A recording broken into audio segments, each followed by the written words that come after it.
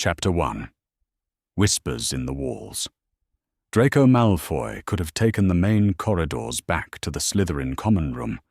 It would have been warmer, brighter, and filled with the comforting chatter of other students finishing their evening meals. But something about Professor Snape's dismissive wave had left him unsettled, and he found himself craving the familiar stone solitude of the dungeons instead. The potions lesson had run late again.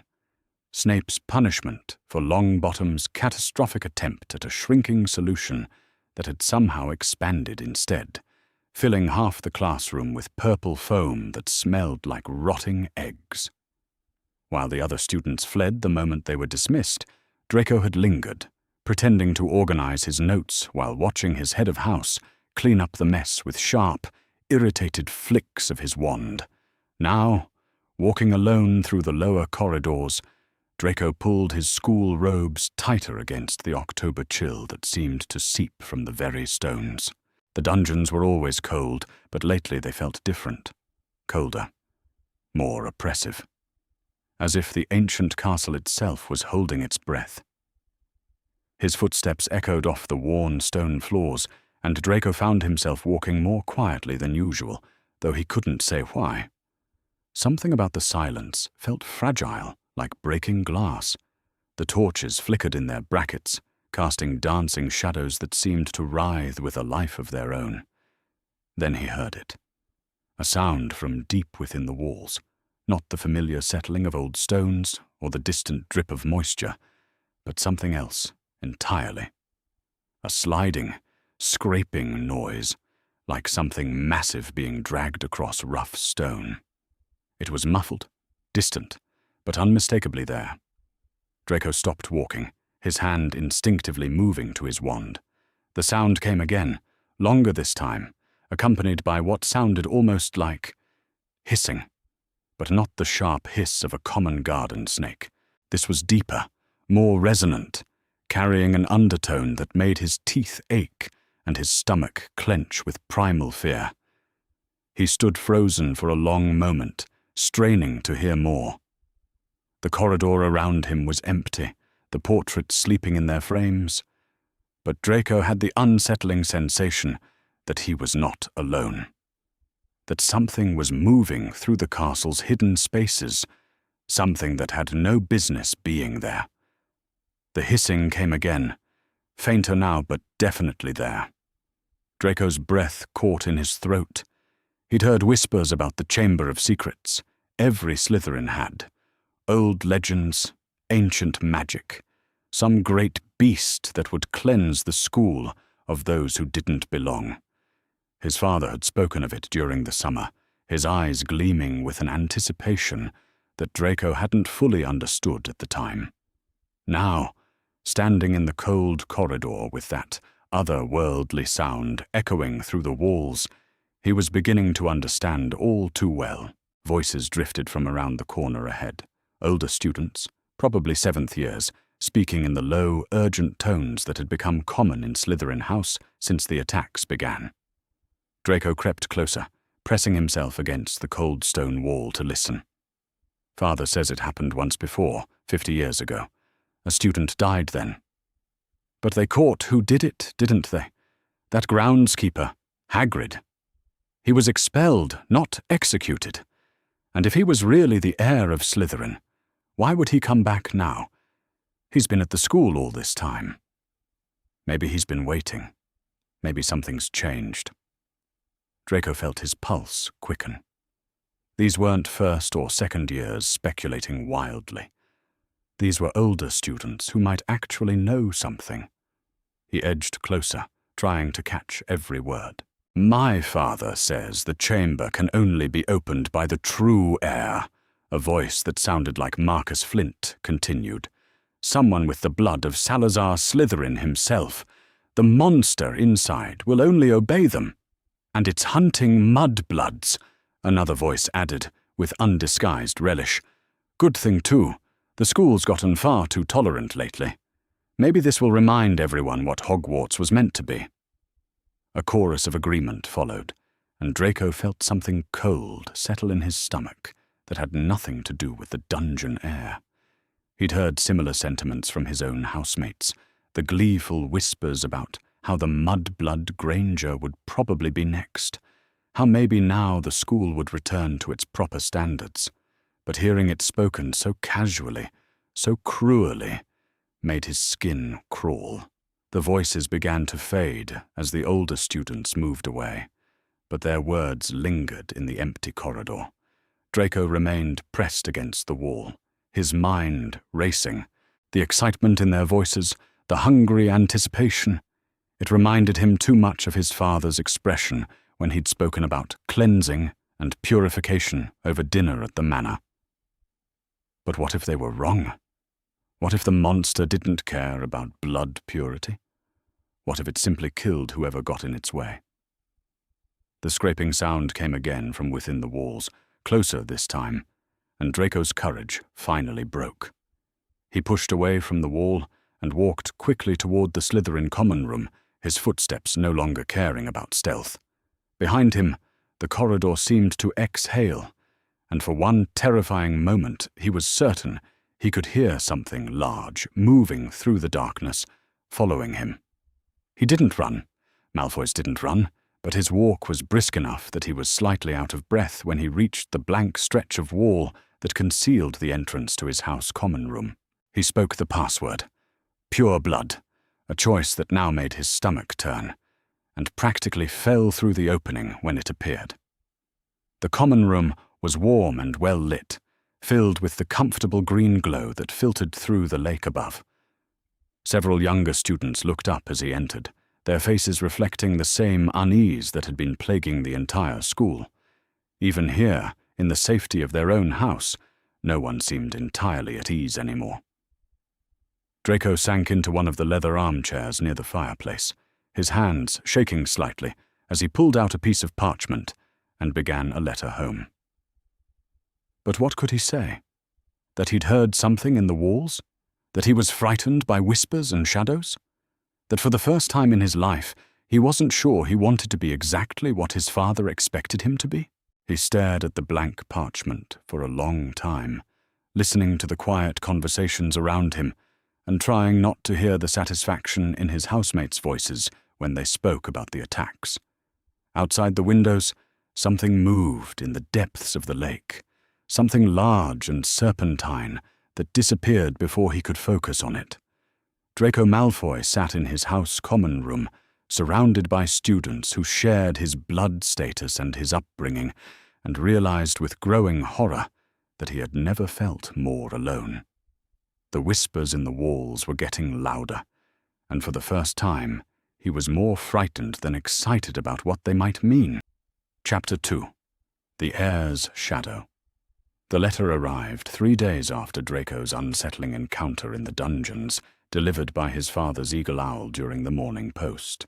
Draco recognized the heavy parchment and emerald seal immediately. His father's correspondence was always unmistakable, bearing the weight of old money and older expectations. He waited until he was alone in the dormitory to break the seal, settling onto his four-poster bed and drawing the curtains around himself for privacy. Crabbe and Goyle had gone to herbology early, probably hoping to avoid another disastrous encounter with Professor Sprout's mandrakes, leaving Draco with the rare luxury of solitude. The letter was shorter than usual, written in his father's precise, slanted script. Draco, I trust your studies are progressing satisfactorily. The recent events at the school, while regrettable, should not distract you from your academic pursuits. Ancient magic has a way of fulfilling its purpose, regardless of temporary obstacles. Your mother sends her regards. She worries, as mothers do, but I have assured her that those with the proper heritage have little to fear from old legends coming to life. Some things, after all, have been planned for longer than most people realize. The gifts I bestowed before term began will, I believe, prove their worth in due time. Old debts are being settled and old promises fulfilled. It is a gratifying thing to see one's investments bear fruit. Maintain your position and your dignity. Remember that our family has always been on the winning side of history. Your father, L. Malfoy Draco, read the letter twice, then a third time, his stomach sinking with each pass. The language was carefully neutral, the sort of coded communication his father favored when discussing anything that might be considered sensitive. But the implications were clear enough to make Draco's hands shake as he folded the parchment. Ancient magic has a way of fulfilling its purpose. Old legends coming to life. Gifts I bestowed before term began. His father knew what was happening at Hogwarts. More than knew. He had somehow contributed to it. Draco pressed his back against the headboard of his bed, his mind racing. What gifts had his father given? To whom? And what did he mean about old debts being settled? A cold realization began to creep over him as fragments of memory surfaced from the summer. The trip to Flourish and Blots for school supplies, where his father had been in an unusually good mood despite the confrontation with Arthur Weasley. The way Lucius had lingered near the cauldrons, making small talk with other parents, while Draco gathered his textbooks. And later, the satisfaction in his father's voice when he'd mentioned that this school year would be very educational for everyone involved. Draco buried his face in his hands. He'd been so focused on his own concerns, his own fears about starting his second year, that he hadn't paid attention to his father's machinations. Now, with students being attacked and the entire school living in fear, those casual summer moments took on a sinister new meaning. The dormitory door burst open, and Crabbe and Goyle stumbled in, their robes covered in dirt and what looked suspiciously like dragon dung fertilizer. They were arguing in low voices, but they fell silent when they saw Draco on his bed. "Malfoy," Crabbe said, his voice carrying an odd note of excitement. "You'll never guess what Goyle's father told him in his letter yesterday." Draco looked up, his throat tight. "What?" Goyle lumbered over, pulling a crumpled piece of parchment from his pocket. "My father says this whole chamber thing, it's not random. He says some of the old families have been planning this for years, waiting for the right time." "Planning what exactly?" Draco asked, though he was beginning to suspect he already knew the answer. "Getting rid of the mudbloods," Crabbe said with obvious relish. "My father says the same thing. He told me that certain investments were made to ensure this year would be different, that Hogwarts would finally return to its proper standards." Draco felt the blood drain from his face. "Investments? Well, not money," Goyle said, frowning as he struggled to remember his father's exact words. "Something about objects, old objects that had been saved for the right moment. My father was very pleased about it, said the plan had been in motion since the end of last term." The room seemed to spin around Draco. Objects, old objects, planted at the school. His father's satisfaction at Flourish and Blots, his comments about gifts bestowed before term began. The pieces were falling into place, forming a picture that made him feel sick. "Did your father say anything about who was behind it?" Draco managed to ask. Crabbe and Goyle exchanged a look that was almost sly. "They didn't have to," Crabbe said. "Everyone knows there's only one family with connections to the Dark Lord and the resources to pull something like this off. Your father's always been the smartest of their lot, Malfoy. My father says Lucius Malfoy could organize something like this with his eyes closed."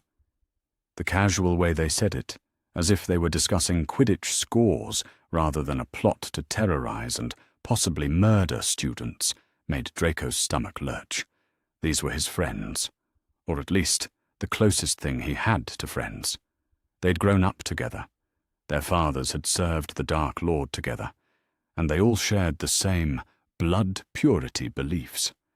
So why did their enthusiasm make him want to vomit? "Brilliant, isn't it?" Goyle continued, apparently oblivious to Draco's pallor. "Getting rid of the mudblood problem without anyone being able to trace it back to us. Whoever's controlling the monster is probably being very careful about it, making sure only the right targets get hit. But what if they're not careful enough?" Draco heard himself ask. What if the monster doesn't discriminate? What if it attacks anyone who gets in its way? Crabbe laughed, the sound harsh and dismissive. "Don't be stupid, Malfoy. The Chamber of Secrets was built by Salazar Slytherin himself. The monster inside only hunts mudbloods. It's in its nature. We're perfectly safe." "We're perfectly safe." The words echoed in Draco's mind as his friends continued their excited speculation. But he remembered the massive, scraping presence he'd sensed in the walls, the otherworldly hissing that had made his bones ache with fear. Whatever was moving through the castle's hidden passages didn't feel like something that would pause to check bloodlines before it struck. As Crabbe and Goyle finally moved away to change their robes, Draco remained on his bed, staring at his father's letter.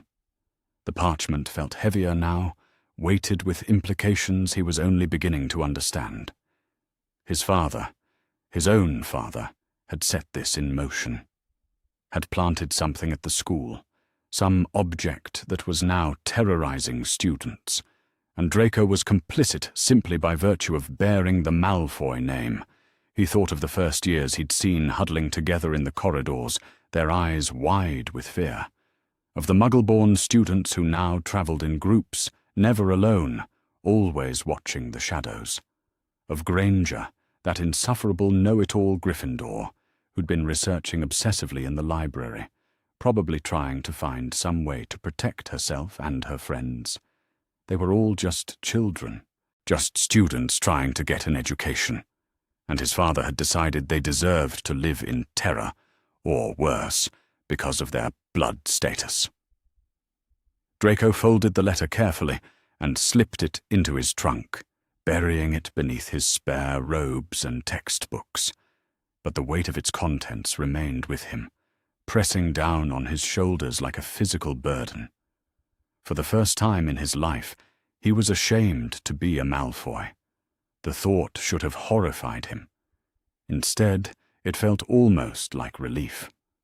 That evening, as he sat in the common room, pretending to study transfiguration theory, Draco found himself watching his housemates with new eyes. The excited whispers about the attacks, the speculative conversations about which Muggle-born would be targeted next, the casual cruelty that he'd always accepted as normal, it all looked different now. He was trapped in a web of expectations and assumptions, bound by his surname to a legacy he was no longer sure he wanted to inherit.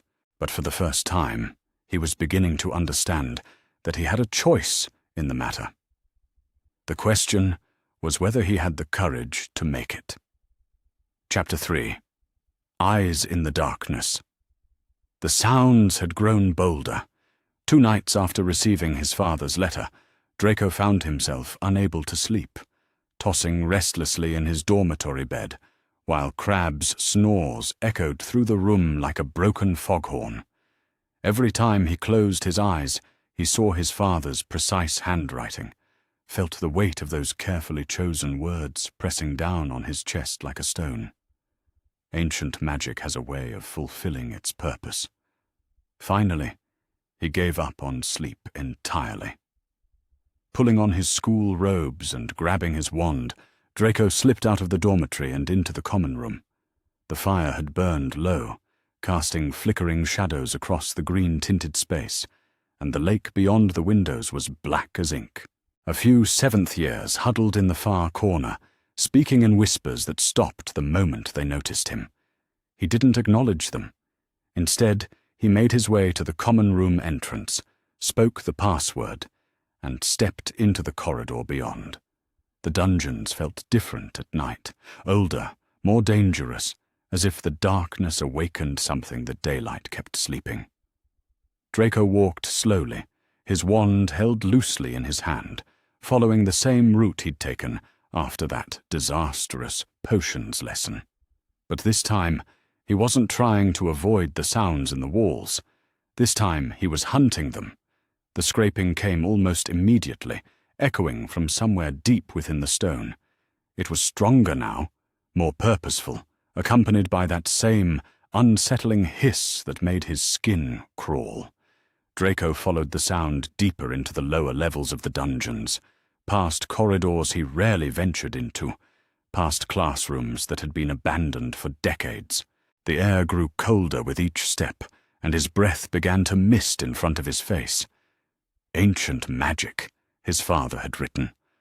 Old legends coming to life.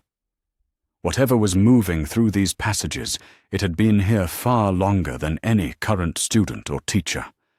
The scraping stopped. Draco froze, straining his ears in the sudden silence.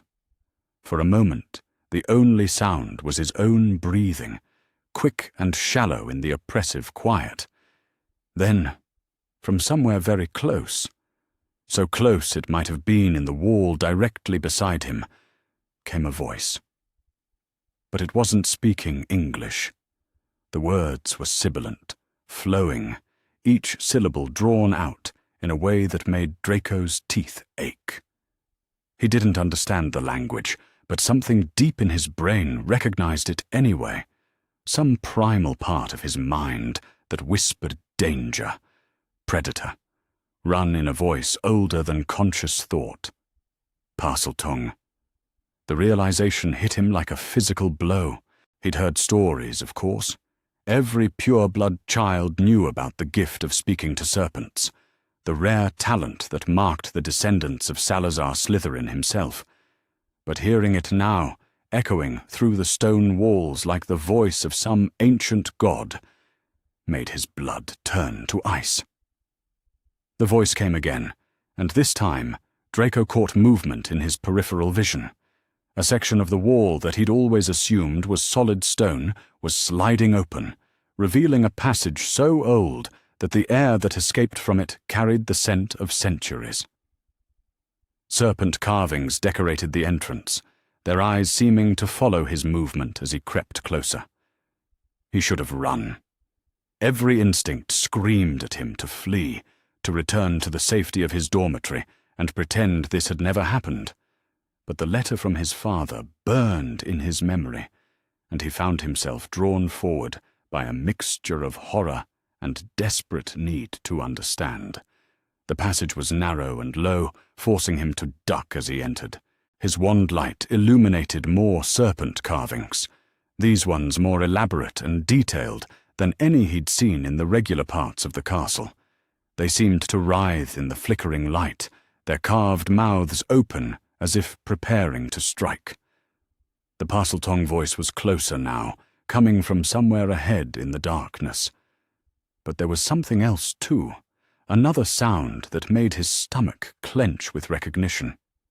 Scraping, sliding. Something massive moving through stone passages that should have been far too small to contain it. Draco pressed himself against the carved wall, his heart hammering in his chest, and peered around the next corner. The passage opened into a chamber he'd never seen before, circular and high-ceilinged, with more serpent motifs carved into every surface. But it was what occupied the center of the chamber that made his breath catch in his throat. It was enormous. The creature's body filled most of the space, coiled and gleaming in the wand light like some nightmare-made flesh. Its scales were the color of old bronze, each one the size of a dinner plate, and its length seemed to go on forever, disappearing into passages that led deeper into the castle's bones. Even coiled, the beast was longer than a dozen men lying end to end. A basilisk, the king of serpents, the monster that had been hunting through Hogwarts, terrorizing students and petrifying anyone unlucky enough to cross its path. And it was speaking. The sibilant words flowed from the creature's mouth like water, beautiful and terrible in equal measure. Draco couldn't understand the language, but the intent was clear enough. This was no mindless beast. This was something ancient and intelligent, something that had been waiting in the depths of the castle for decades, perhaps centuries, until someone with the right voice called it forth. Someone like his father. The basilisk's head turned slightly, and Draco caught a glimpse of eyes like molten gold, each one larger than his own head. Even from his hiding spot in the passage entrance, those eyes seemed to pin him in place with their inhuman intelligence. This was what had been moving through the walls, what had been hunting students, what had... The creature's gaze swept toward the passage entrance. Draco threw himself backward, pressing his face against the cold stone wall, his heart stopping completely for one terrible moment. He'd heard the stories, the legends passed down through pure-blood families for generations. A basilisk's gaze meant death, instant, unavoidable death for anyone foolish enough to meet those golden eyes directly. But he was still alive, still breathing, still pressed against the ancient stone with terror flooding through his veins like poison. A puddle. There was a puddle of condensation on the stone floor at his feet, and in its dark surface he could see the reflection of golden light moving across the chamber ceiling. The basilisk was turning, shifting its massive bulk, but Draco had seen it only in reflection. That had saved his life. He remained frozen against the wall, watching the reflected light dance across the water as the creature moved through the chamber. How many students had walked these corridors without realizing that death itself was sliding through the walls just inches away from them? How many had been lucky enough to see only the basilisk's reflection in a mirror, a puddle, a window? And how many hadn't been lucky at all? The Parseltongue voice came again, clearer now, and Draco realized with growing horror that the creature wasn't alone. Someone was speaking to it, commanding it, directing its movements through the castle. Someone who could control the King of Serpents with nothing more than words. The heir of Slytherin, the one his father's letter had mentioned with such satisfaction. The massive coils shifted again, and Draco caught the sound of stone sliding against stone as hidden passages opened and closed. The basilisk was moving deeper into the castle, following commands he couldn't understand, but whose purpose was terrifyingly clear. It was going hunting. Draco remained pressed against the wall, long after the sounds faded, his mind reeling with the implications of what he'd witnessed. This wasn't some abstract threat, some distant danger that would only affect other people. This was death incarnate, sliding through the very walls of his school, close enough that he could have reached out and touched its scales, and it didn't care about his blood status. The realization hit him with the force of a physical blow. All his life, he'd been taught that his pure blood heritage made him superior, protected, special.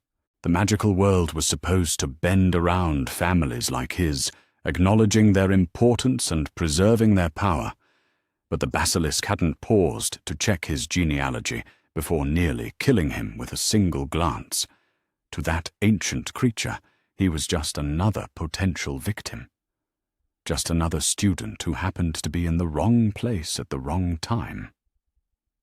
His father had set this monster loose in the school, had arranged for it to hunt and kill, confident that his own son would be safe because of their family's blood purity and political connections.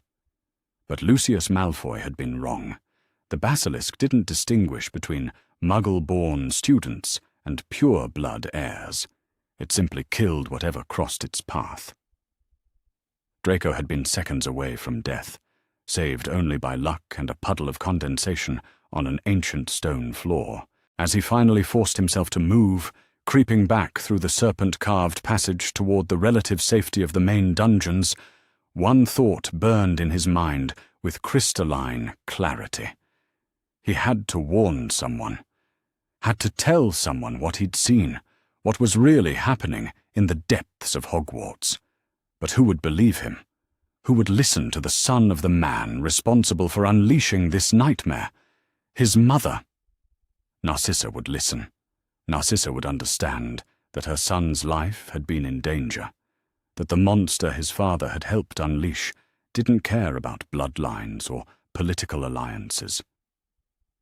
By the time Draco reached his dormitory, his hands had stopped shaking enough to hold a quill. He had a letter to write, and for the first time in his life, he was going to tell his mother the complete and unvarnished truth, even if it meant betraying his father in the process. Chapter 4. The Weight of Secrets. Draco discovered that knowing the truth was infinitely worse than living with uncertainty. In the 3 days following his encounter with the basilisk, he found himself unable to concentrate on anything for more than a few minutes at a time. During transfiguration, he stared at his mouse-to-snuff-box assignment without seeing it, his mind replaying the sight of those massive bronze coils sliding through passages built into the very bones of the castle. In defense against the dark arts, Professor Lockhart's theatrical demonstrations made his skin crawl. The man was teaching them to defend against pixies and boggart, while death itself prowled the corridors just beneath their feet. "Malfoy, are you quite all right?" Professor McGonagall asked during Thursday morning's lesson, her sharp eyes noting his distraction. "You've been staring at that teacup for 10 minutes without attempting the spell." Draco started, realizing that half the class was looking at him with curiosity. Crabbe and Goyle wore expressions of dull concern, while Potter and his friends exchanged glances that suggested they found his distraction more suspicious than worrying. "Sorry, Professor," he managed, forcing his attention back to the task at hand. "I was just thinking about the technique." McGonagall's expression softened slightly, though her voice remained brisk. "Well, perhaps you could think about it, while actually performing the transfiguration. We haven't got all day." Draco nodded and raised his wand, but as he began the complex wand movement required to turn the teacup into a tortoise, his hand trembled almost imperceptibly. The spell went awry, turning his teacup into something that looked more like a lumpy green rock with a handle protruding from one side. The failure should have mortified him. Instead, all he could think about was how easily that tremor could have been his last if he'd looked directly at the basilisk instead of catching its reflection in a puddle. How many other students were walking around Hogwarts right now, completely unaware that their lives hung by such slender threads? After class, as students filed out into the corridors, Draco found himself lingering near the doorway, watching the younger students with new eyes. 2 first-year Hufflepuffs walked past, chatting animatedly about their herbology lesson, completely oblivious to the danger that could emerge from any wall, any shadow, any hidden passage. A group of 3rd-year Ravenclaws hurried by, their arms full of library books, discussing some essay assignment with the casual confidence of students who believed their school was a safe place. They had no idea. None of them had any idea. "Mr. Malfoy," McGonagall's voice interrupted his brooding. "A word, if you please." He turned to find the professor watching him with an expression that was equal parts concern and suspicion. The classroom was empty now, except for the 2 of them, and her piercing gaze made him feel as if she could see straight through to his thoughts. "Is everything all right at home?" she asked, her tone carefully neutral. "You seem distracted lately, more than usual." Draco almost laughed at the irony. Everything was decidedly not all right at home. His father had apparently helped orchestrate the release of a murderous monster into his school, but he could hardly say that to McGonagall. Could he? "Everything's fine, Professor," he said instead, the lie tasting bitter on his tongue. "I've just been having trouble sleeping. The recent events at the school have everyone on edge." McGonagall's expression shifted, becoming something that might have been sympathy if he squinted hard enough. "Yes. Well, the attacks have been disturbing for all of us, but I want you to know that the staff is taking every possible precaution. Headmaster Dumbledore has assured us that the situation is well in hand." The words should have been reassuring. Instead, they made Draco want to scream. Well in hand. Dumbledore thought the situation was well in hand while a 60-foot basilisk prowled the castle's hidden passages, taking orders from some unknown heir of Slytherin, while students continued to walk alone through corridors that connected directly to the monster's hunting grounds. "Of course, Professor," he said, proud that his voice came out steady. "I'm sure the headmaster knows what he's doing." But as he left the Transfiguration classroom and made his way toward the Great Hall for lunch, Draco found himself wondering if Dumbledore actually knew anything at all. The great wizard who was supposed to be the most powerful magical person alive, who had defeated Grindelwald and stood up to the Dark Lord himself, seemed to be doing remarkably little to address the current crisis. The Great Hall was buzzing with nervous energy when he arrived. Students clustered together in tight groups, their voices carrying an undercurrent of fear that had become the school's new normal.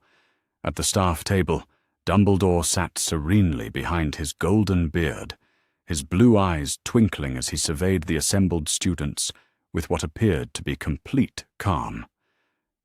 How could he look so untroubled? How could he sit there eating sherbet lemons while his students lived in terror? "Father says Dumbledore's getting too old for this," a seventh-year Slytherin was saying at the table behind Draco. "Maybe it's time for a change in leadership. Someone who actually understands what needs to be done about the current situation." The words made Draco's stomach clench. He knew exactly what the older student meant by "what needs to be done."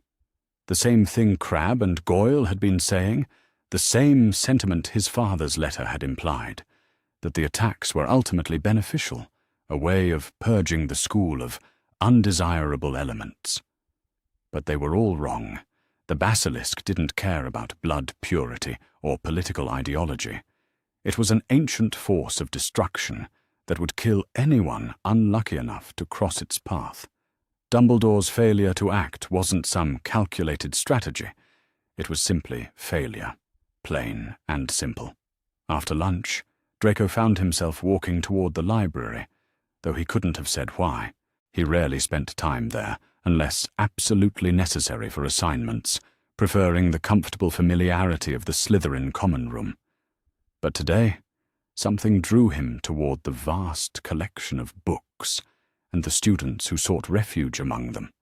The library was more crowded than usual, filled with students who seemed to find the presence of Madame Pince and the towering bookshelves reassuring. In one corner, he spotted Longbottom and the Weasley girl. Ginny, he thought her name was, working on what looked like a charms essay. They kept glancing nervously at the shadows between the stacks, as if expecting something terrible to emerge at any moment. Which, Draco reflected grimly, wasn't actually that unreasonable a fear. But it was the sight of Granger that made him pause. The Muggle-born Gryffindor was sitting at a table, piled high with books, her bushy hair even more dishevelled than usual, as she pored over what appeared to be several different texts on magical creatures. Her quill moved rapidly across a piece of parchment, taking notes in her precise handwriting, and her expression was one of intense concentration mixed with barely controlled fear. She was researching the attacks, trying to figure out what was hunting students through the castle, probably hoping to find some way to protect herself and her friends. And she was terrifyingly close to the truth. One of the books on her table was Magical Creatures of the Mediterranean, which almost certainly contained information about basilisks. Draco found himself walking closer, close enough to see that her notes included phrases like serpent imagery and petrification effects and ancient chamber legends. She was brilliant, annoyingly so, and it was only a matter of time before she put the pieces together. The irony was crushing. Here was a student, a Muggle-born student that his housemates would gladly see, expelled or worse, doing more to actually understand and address the threat than any of the adults responsible for their safety, while Dumbledore made vague reassurances about taking every possible precaution, and Lockhart preened about his supposed expertise, Granger was actually trying to solve the problem. "Find anything interesting, Granger?" he heard himself ask, the words coming out before he could stop them. She looked up, startled, her brown eyes wide with surprise and wariness. "Malfoy? What do you want?" The hostility in her voice was automatic, born of 2 years of casual cruelty and pure-blood superiority on his part. But now, looking at her frightened face and the desperate research spread across her table, Draco felt something that might have been shame. "Just curious what's got you so absorbed," he said, trying to keep his tone neutral. "Looks like you're researching the attacks." Her jaw tightened. "So what if I am? It's not like the teachers are telling us anything useful. Stay in groups. Don't wander the corridors alone, as if that's enough protection against whatever's out there." The bitterness in her voice surprised him. Granger had always seemed to have complete faith in authority figures, especially teachers and adults in positions of power. But now she sounded as frustrated with the official response as he felt. "You're right," he said quietly. "They're not telling us anything that matters." She stared at him as if he'd grown a second head. "I'm sorry. Did Draco Malfoy just agree with me about something?" The question hung in the air between them, and for a moment Draco was tempted to tell her everything, to explain about the basilisk, about the hidden passages, about his father's involvement in unleashing the monster. She was brilliant enough to understand the implications, brave enough to act on the information, and desperate enough to believe him, or even coming from someone she considered an enemy. But the words stuck in his throat. Too much truth, too many betrayals of his own family, too many bridges burned in a single conversation. Instead, he stepped back from her table, his expression closing off. "Just be careful, Granger. Whatever's out there, it's more dangerous than anyone wants to admit." He turned and walked away before she could respond, leaving her staring after him with confusion and suspicion written across her face. But as he made his way back toward the Slytherin common room, Draco carried with him the image of her research, her determination to find answers when the adults around her had failed to provide them. That evening, as he sat in his dormitory pretending to work on a potions essay, Draco made a decision. He couldn't tell Granger the truth, couldn't betray his father's secrets to a Muggle-born Gryffindor, no matter how much she might deserve to know. But he could tell someone else, someone who would understand the implications not just for him, but for every student in the castle, someone who would care more about her son's safety than about political machinations or pure-blood supremacy. It was time to write to his mother, and this time he was going to tell her absolutely everything. Chapter 5. Letters Home. Draco sat at the small desk in his dormitory for nearly an hour, staring at a blank piece of parchment while his housemates slept around him. The quill in his hand felt impossibly heavy, weighted with the knowledge that whatever words he wrote next would change everything between his family and himself forever. He'd started 3 different letters already. The first had been too careful, too coded, the same sort of veiled language his father used when discussing anything that might be considered sensitive. But this wasn't the time for subtlety or political maneuvering. Lives were at stake. The second attempt had been too emotional, rambling paragraphs about his fear and confusion that would have made him sound weak and hysterical. His mother wouldn't take action based on what she perceived as childish panic. The third had been too accusatory, too focused on his father's betrayal, rather than the immediate danger to the students. That letter would have started a war between his parents without actually protecting anyone. Now, as the castle settled into the deep quiet of midnight, Draco finally found the words he needed. Not the words of a frightened child or an angry son, but the words of someone who had seen death itself sliding through the walls of his school and understood that silence was no longer an option.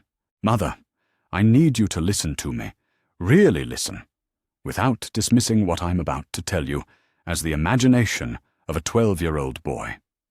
What I'm going to describe is real. It's happening now, and every student in this castle, including me, is in mortal danger. 3 nights ago, I followed strange sounds into the lower levels of the dungeons and discovered a hidden passage I'd never seen before. Ancient passage covered in serpent carvings that looked older than anything else in the castle. What I found in that passage will haunt me for the rest of my life. There is a basilisk in Hogwarts. Not a legend, not a story, but an actual king of serpents over 60 feet long, living in chambers beneath the school. I saw it, Mother. I watched it move through passages built into the very foundations of the castle, responding to commands spoken in Parseltongue by someone I couldn't see. I nearly died that night. If I had looked directly at the creature instead of seeing its reflection in a puddle on the floor, I would be dead right now. Dead. Not because I was muggle-born or blood traitor, or any of the other categories father's friends like to target, but simply because I was unlucky enough to be in the wrong place at the wrong time. The basilisk doesn't care about blood purity, Mother. It doesn't distinguish between worthy and unworthy students. It's a force of ancient destruction that will kill anyone who crosses its path, and it's being directed by someone who can speak to serpents. Someone Father's letter referred to as fulfilling old plans and settling old debts. I know Father is involved in this. The letter he sent me 3 days ago made it clear that he knew what was going to happen at the school this year. He mentioned gifts bestowed before term began and expressed satisfaction that old legends were coming to life. Crabbe and Goyle have both told me their fathers were expecting something to happen this year, something that would cleanse the school. But they're all wrong about who's safe and who isn't. I've spent the past week watching first years walk alone through corridors that connect directly to the monsters' hunting grounds. I've seen Dumbledore make vague pronouncements about taking every precaution while doing nothing to address the actual threat. I've watched Muggle-born students like Granger research desperately in the library, trying to protect themselves because the adults responsible for their safety have failed them. And I've realized that I could have been killed just as easily as any of them. Mother, I'm writing to you because I don't know who else to trust. Father has made it clear that he sees the current situation as beneficial, as a way of advancing some political agenda I'm not old enough or important enough to understand fully. But I've seen the monster he helped unleash, and I know that politics won't matter if it decides to hunt through the dormitories instead of the main corridors. Dumbledore either doesn't know what's really happening or has decided not to act on that knowledge. Either way, students are going to die while he maintains his serene composure and makes reassuring speeches. The teachers are following his lead, treating this like a minor disciplinary problem instead of the crisis it actually is. I need you to help me. Not because I'm your son and I'm frightened, though both of those things are true. I need you to help because someone has to act, and I think you're the only person who might actually care more about protecting children than about maintaining political alliances. The monster is real. It's hunting through the castle every night, and it's going to kill someone soon. Maybe a first-year Hufflepuff who gets separated from their friends. Maybe a Muggle-born student who stays too late in the library. Maybe me, if I'm unlucky enough to be in the wrong corridor at the wrong time. Please, Mother, do something. Use the Malfoy name. Use our connections. Use whatever influence you have to force the school to take real action. Because if you don't, I'm afraid that by Christmas there won't be enough students left alive to make it worth keeping the school open. I know this letter will probably cause problems between you and Father. I know he'll see it as a betrayal of family loyalty and political strategy, but I've seen what his strategy has unleashed, and I can't pretend any more that blood purity makes us safe from ancient monsters that don't understand or care about human politics. I'm trusting you with this because you're my mother, and because I believe that when it comes to protecting your child, you'll choose my life over Father's ideology. I hope I'm not wrong about that. Please help us. All of us. Your son, Draco. He read the letter through twice, his hands shaking slightly as he held the parchment. Every word was true, every accusation justified, every plea necessary. But sending it would mean crossing a line he could never step back over. It would mean choosing his conscience over his family's expectations, his moral awakening over pure blood loyalty. It would mean becoming someone his father would see as a traitor. But as he sat there in the darkness, listening to the sounds of the sleeping castle around him, Draco thought about Granger bent over her research books, trying desperately to understand the threat that stalked them all. He thought about the first-year Hufflepuffs he'd seen chatting innocently in the corridors, completely unaware that death itself might be sliding through the walls just feet away from them. He thought about his own terror in that ancient chamber, the moment when he'd realized that all his privilege and pure-blood heritage meant nothing to a creature that had been hunting for over 1,000 years. His father's ideology had unleashed a monster that didn't share his prejudices. His father's political strategy had put every student in the castle at risk, including his own son, and his father's satisfaction with the current situation proved that Lucius Malfoy cared more about advancing his agenda than protecting the children caught in its path. Draco picked up his quill again and carefully addressed the letter to his mother. Then he made his way quietly through the common room and up to the owlery, where his own tawny owl waited on its perch. "Take this to Mother," he whispered as he tied the letter to the bird's leg. "Quickly, and don't let anyone else see you deliver it." The owl hooted softly in acknowledgement and launched itself into the night sky, carrying with it every secret Draco had discovered and every fear he'd been harboring. As he watched the bird disappear into the darkness beyond the castle grounds, he felt something that might have been relief. For the first time since discovering the truth about what prowled the dungeons of Hogwarts, he was no longer carrying the burden of that knowledge alone. Someone else would know. Someone who had the power and influence to act on the information, who might care more about protecting students than about maintaining the status quo. Someone who, despite everything else, loved him enough to risk her marriage and her position in pure-blood society to keep him safe. As Draco made his way back to his dormitory, he wondered what his mother's response would be.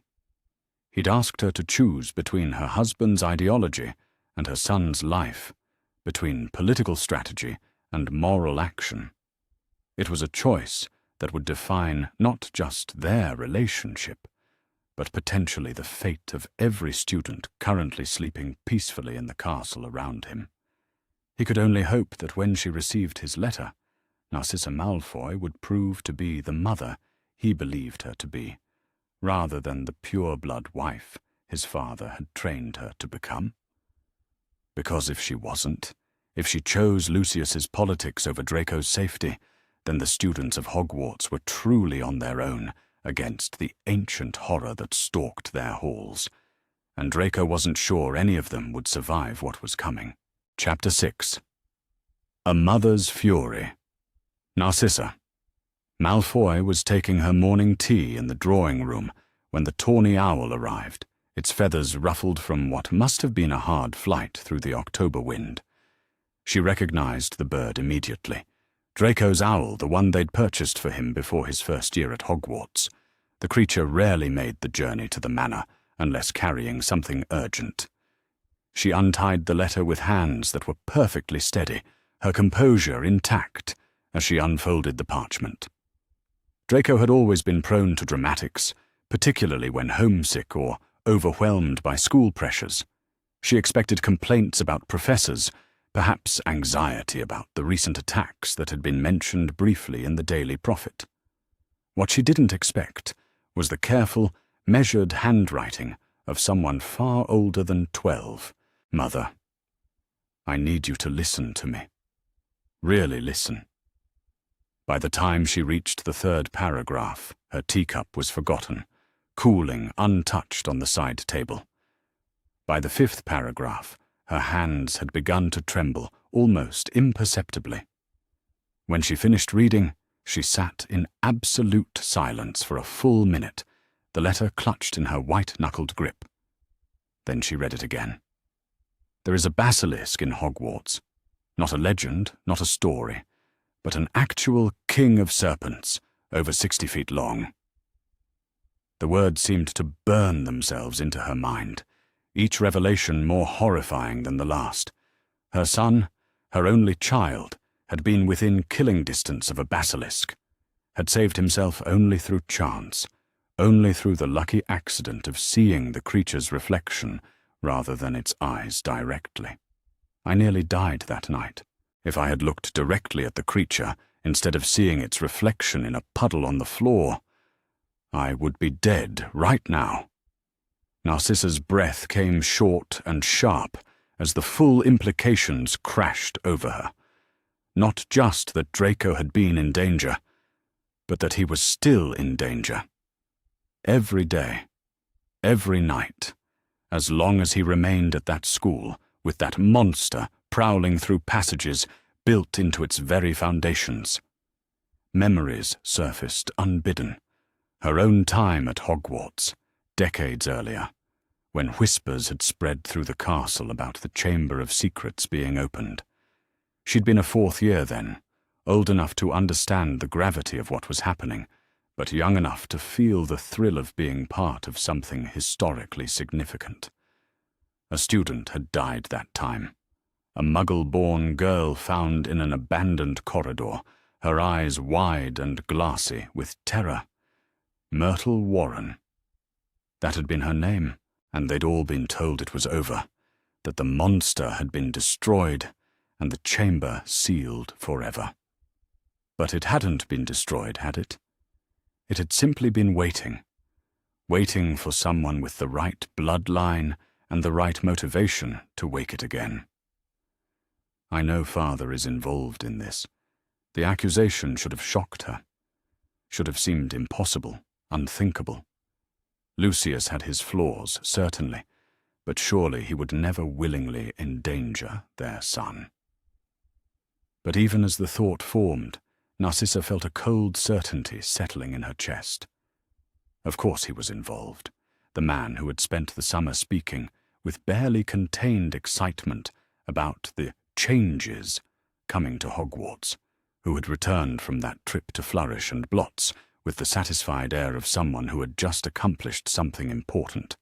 She thought of the old-school textbooks he'd donated to the Weasley girl, an act of apparent charity that had struck her as wildly out of character at the time. But it hadn't been charity, had it? It had been manipulation. A way of introducing something into the school without suspicion, something that would serve his political purposes regardless of the cost. Crabbe and Goyle have both told me their fathers were expecting something to happen this year, something that would cleanse the school. The letter crumpled slightly in her tightening grip. Vincent Crabbe Sr. and Gregory Goyle. Senior, Lucius's closest associates, his fellow Death Eaters, the men who gathered in this very room to discuss the cause and the greater good, while she served tea and pretended not to listen. They'd all known. They'd all planned this together. These fathers who spoke so eloquently about protecting their children's future while willingly endangering those same children for the sake of ideology. The basilisk doesn't care about blood purity, Mother. It doesn't distinguish between worthy and unworthy students. Of course it didn't. How could Lucius have been so monumentally stupid as to believe that an ancient creature would share his political prejudices? Basilisks were forces of nature, predators that had existed long before the concept of blood purity had even been invented. They killed because it was their nature to kill, not because they understood or cared about the complex social hierarchies that obsessed the wizarding world. Narcissa rose from her chair with sharp, precise movements and walked to the window that overlooked the manor's grounds. Beyond the manicured gardens and ornate peacock pens, the world looked deceptively normal. Peaceful. Safe. But her son was not here in this safe place. He was trapped in a castle with a monster, while his father played political games that could cost him his life. The drawing-room door opened behind her, and she heard Lucius's familiar footsteps crossing the Persian rug. "Narcissa, darling, have you seen my—" He stopped mid-sentence, no doubt noticing the letter in her hand and the rigid line of her shoulders. "What's that?" She turned to face him, her expression carefully controlled. "A letter from our son." "Oh." Lucius moved closer, his tone casual. "How is he getting on? I trust he's not letting the recent excitement at the school distract from his studies." Recent excitement, as if students being attacked and petrified was nothing more than a minor disruption to the academic calendar. The casual dismissal in his voice made something cold and furious crystallize in her chest. "He's alive," she said quietly. "Barely." Lucius frowned, finally seeming to notice her tension. "What do you mean?" Instead of answering, she held out the letter. "Read it." He took the parchment with mild curiosity, his eyes scanning the first few lines with the indulgent expression of a parent prepared to humor a child's dramatics. But as he read further, his expression shifted. First to surprise, then to something that might have been concern, and finally to a kind of cold calculation that made Narcissa want to hex him where he stood. "Well," he said when he'd finished, setting the letter aside with casual dismissal. "The boy certainly has a vivid imagination." The words hung in the air between them like a gauntlet thrown down. Narcissa stared at her husband, the man she'd married, the father of her child, the person who should care more about Draco's safety than anyone else in the world, and felt something fundamental shift in her understanding of who he really was. "You don't deny it," she said, her voice deadly calm.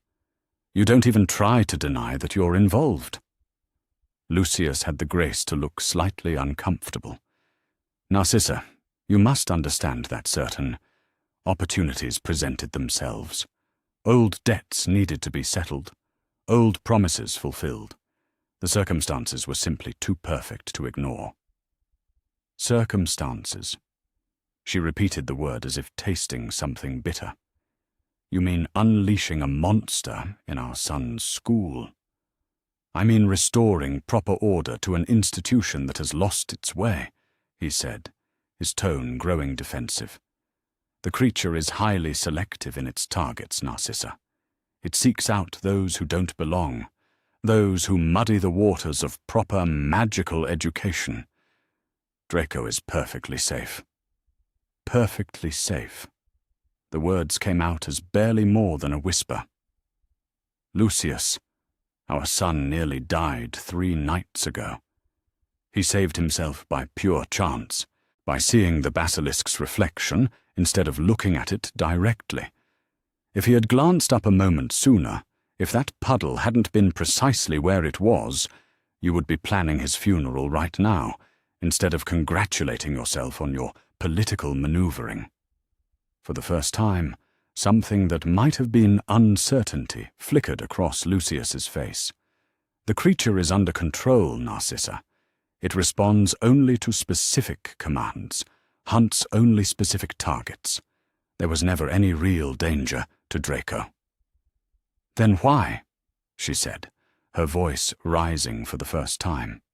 Didn't you tell me? If it was so safe, if there was no real risk to our son, why did you keep your involvement secret? Why did I have to learn about it from a terrified letter written by a 12-year-old child? Lucius opened his mouth to respond, but she cut him off with a sharp gesture. Don't, she said. Don't insult my intelligence by pretending this was about protecting me from worry. You kept it secret because you knew that I would never allow you to put Draco at risk for the sake of your political goals. You knew I would choose our son's safety over your ideology. The silence that followed was charged with years of unspoken tensions, fundamental disagreements that had been buried beneath the smooth surface of their marriage. Narcissa had always known that Lucius valued his position in the pure-blood hierarchy, his connection to dark magic and darker politics, but she'd never fully understood until this moment that he valued those things more than his own child's life. You're overwrought, Lucius said finally, his tone placating. Understandably so. But Draco is dramatizing the situation. Boys his age are prone to... He saw it, Lucius. The words came out like a whip crack. He looked into that ancient chamber and saw a 60-foot basilisk taking orders from someone who speaks Parseltongue. He watched it move through passages built into the school's foundations, understanding for the first time that the monster you helped unleash doesn't care about his bloodline. And now he's trapped there, along with hundreds of other children, while you sit here in your study making plans for the new world order. She walked to the mahogany desk in the corner of the room and pulled out a sheet of her personal stationery, cream-colored parchment with the black family crest embossed in silver. Her movements were sharp, precise, each gesture controlled by a fury so cold it burned. "What are you doing?" Lucius asked, wariness creeping into his voice. "What I should have done the moment I finished reading our son's letter," she said, dipping her quill in ink. "I'm going to contact Dumbledore. I'm going to demand that he take immediate action to protect the students, including our son. And if he refuses or proves incapable of handling the situation, I'm going to use every connection, every favor owed to the Black family, every drop of influence I possess to ensure that someone else does." "Narcissa, you can't—" "I can," she said, without looking up from her letter. "I am Narcissa Black Malfoy, and my son's life is worth more to me than your political ambitions, your Death Eater connections, or your precious ideology. If you won't protect him, then I will." The quill moved across the parchment with swift, decisive strokes. She was done with half-measures, done with trusting in the competence of men who seemed more interested in maintaining their positions than in actually solving problems. Her son had asked for her help, had trusted her with the truth when everyone else had failed him. She would not fail him in return. "This is a mistake," Lucius said quietly. "You don't understand the larger forces at work, the delicate balance."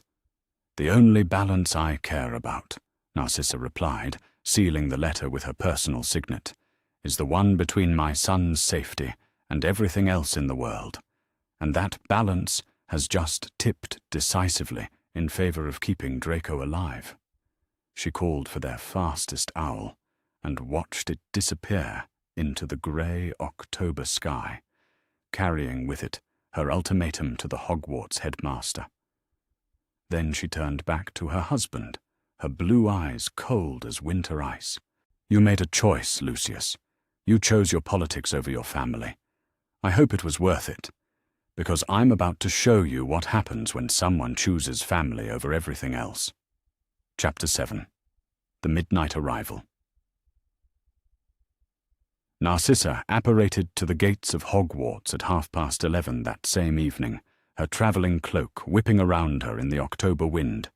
She had not bothered with the usual protocols, no advance notice to the headmaster, no polite requests for appointments, no deference to the school's visiting policies. Her son's life hung in the balance, and she was done with courtesy. The wrought iron gates stood closed before her, their ancient magic humming with protective wards that had been laid down centuries ago. Most visitors would have been forced to wait, to send messages through official channels, to rely on the headmaster's willingness to grant them an audience. But Narcissa was not most visitors. She was Narcissa Black, raised in one of the oldest magical families in Britain, educated in arts that most modern wizards had forgotten existed. She placed her hands flat against the cold metal and spoke a word in a language that predated modern English, her voice carrying the authority of bloodlines that stretched back to the founders of magical Britain itself. The gates recognized her heritage, acknowledged the claim of ancient magic calling to ancient magic, and swung open with barely a whisper of protest. The walk to the castle should have been treacherous in the darkness, but Narcissa moved with the confidence of someone who had walked these grounds as a student decades earlier.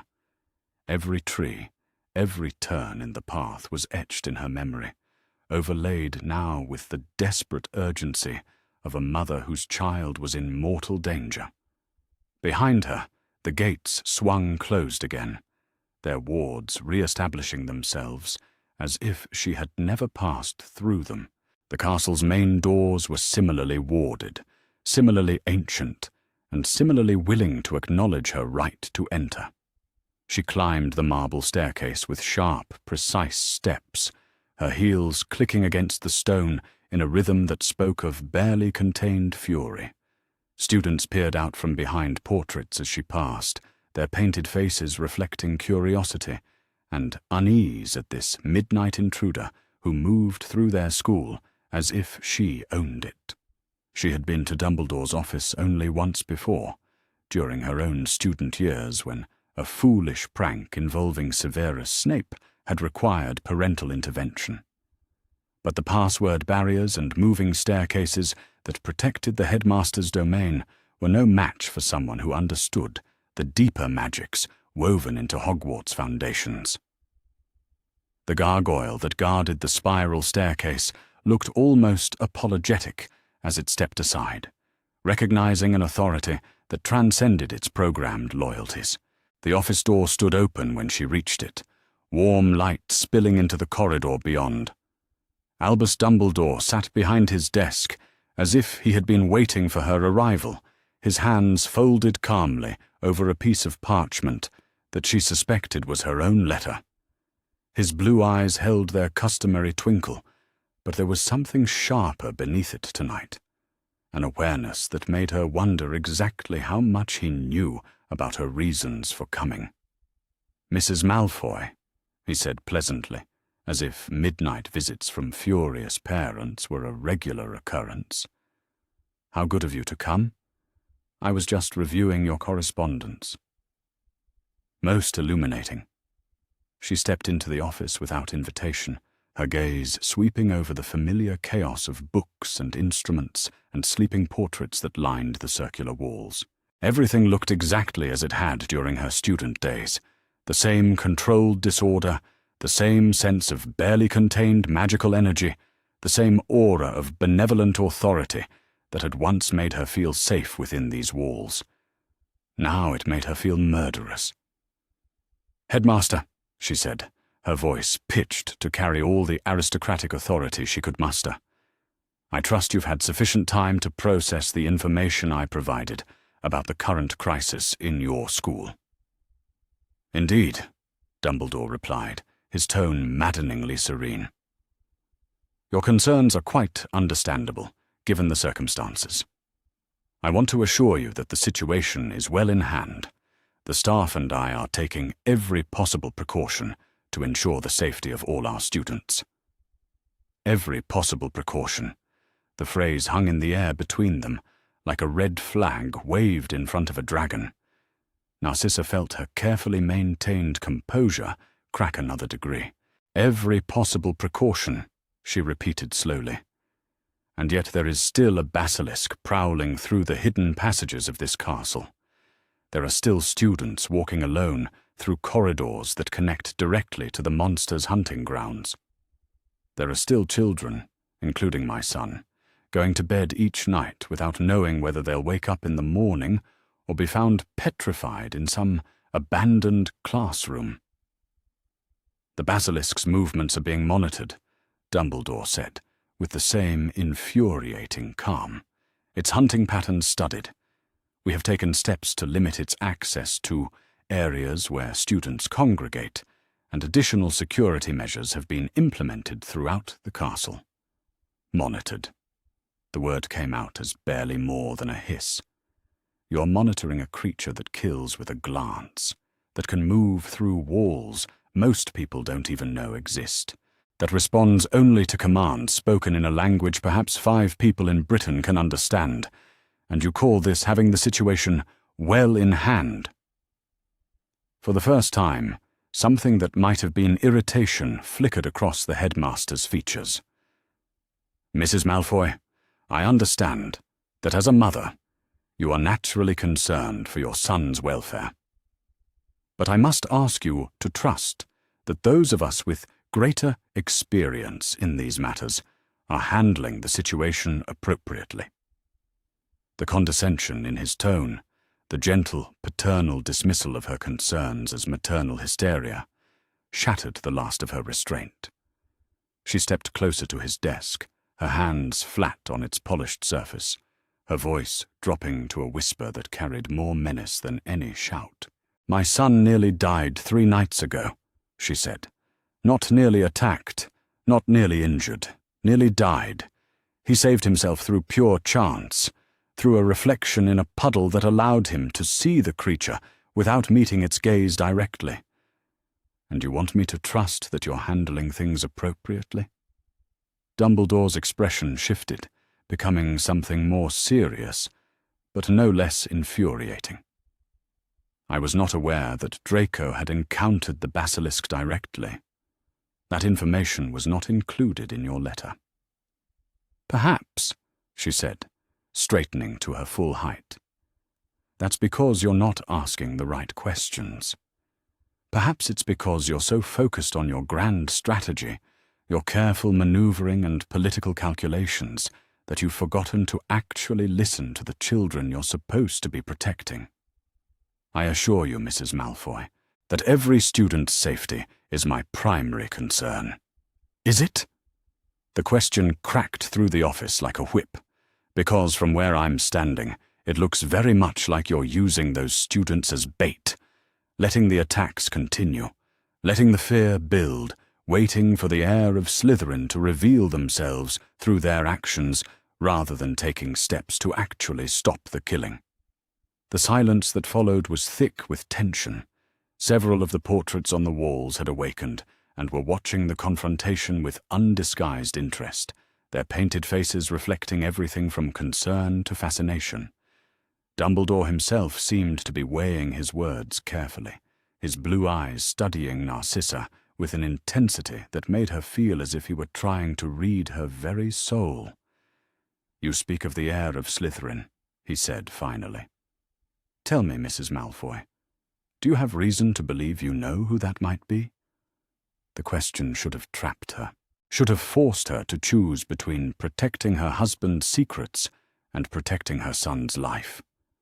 But Narcissa had made that choice hours ago, sitting in the drawing room of Malfoy Manor, while Lucius tried to convince her that their child's near-death experience was acceptable collateral damage.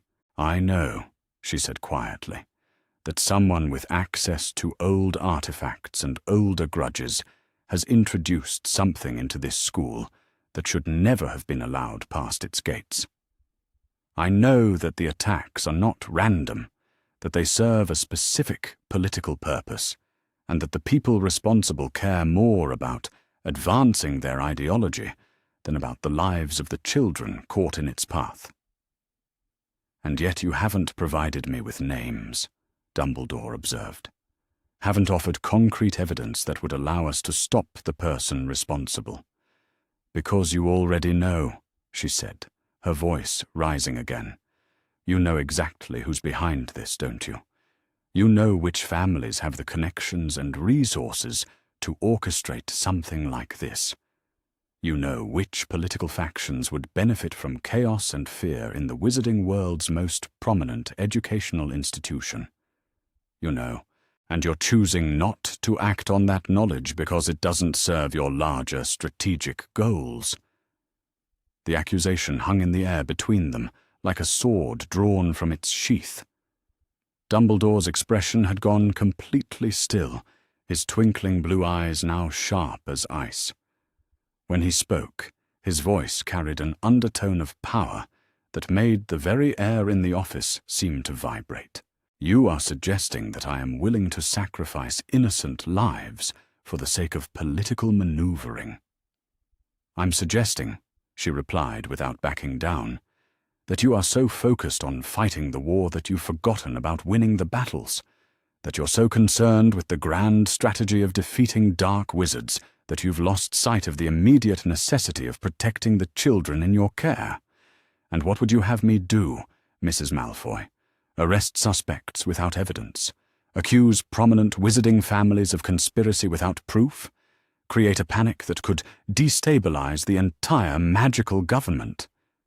"I would have you close the school," she said without hesitation. "Send the students home until the threat is neutralized. Put their safety ahead of your educational mission and your political calculations." Dumbledore leaned back in his chair, his expression thoughtful. "And abandon Hogwarts to whatever forces are trying to corrupt it?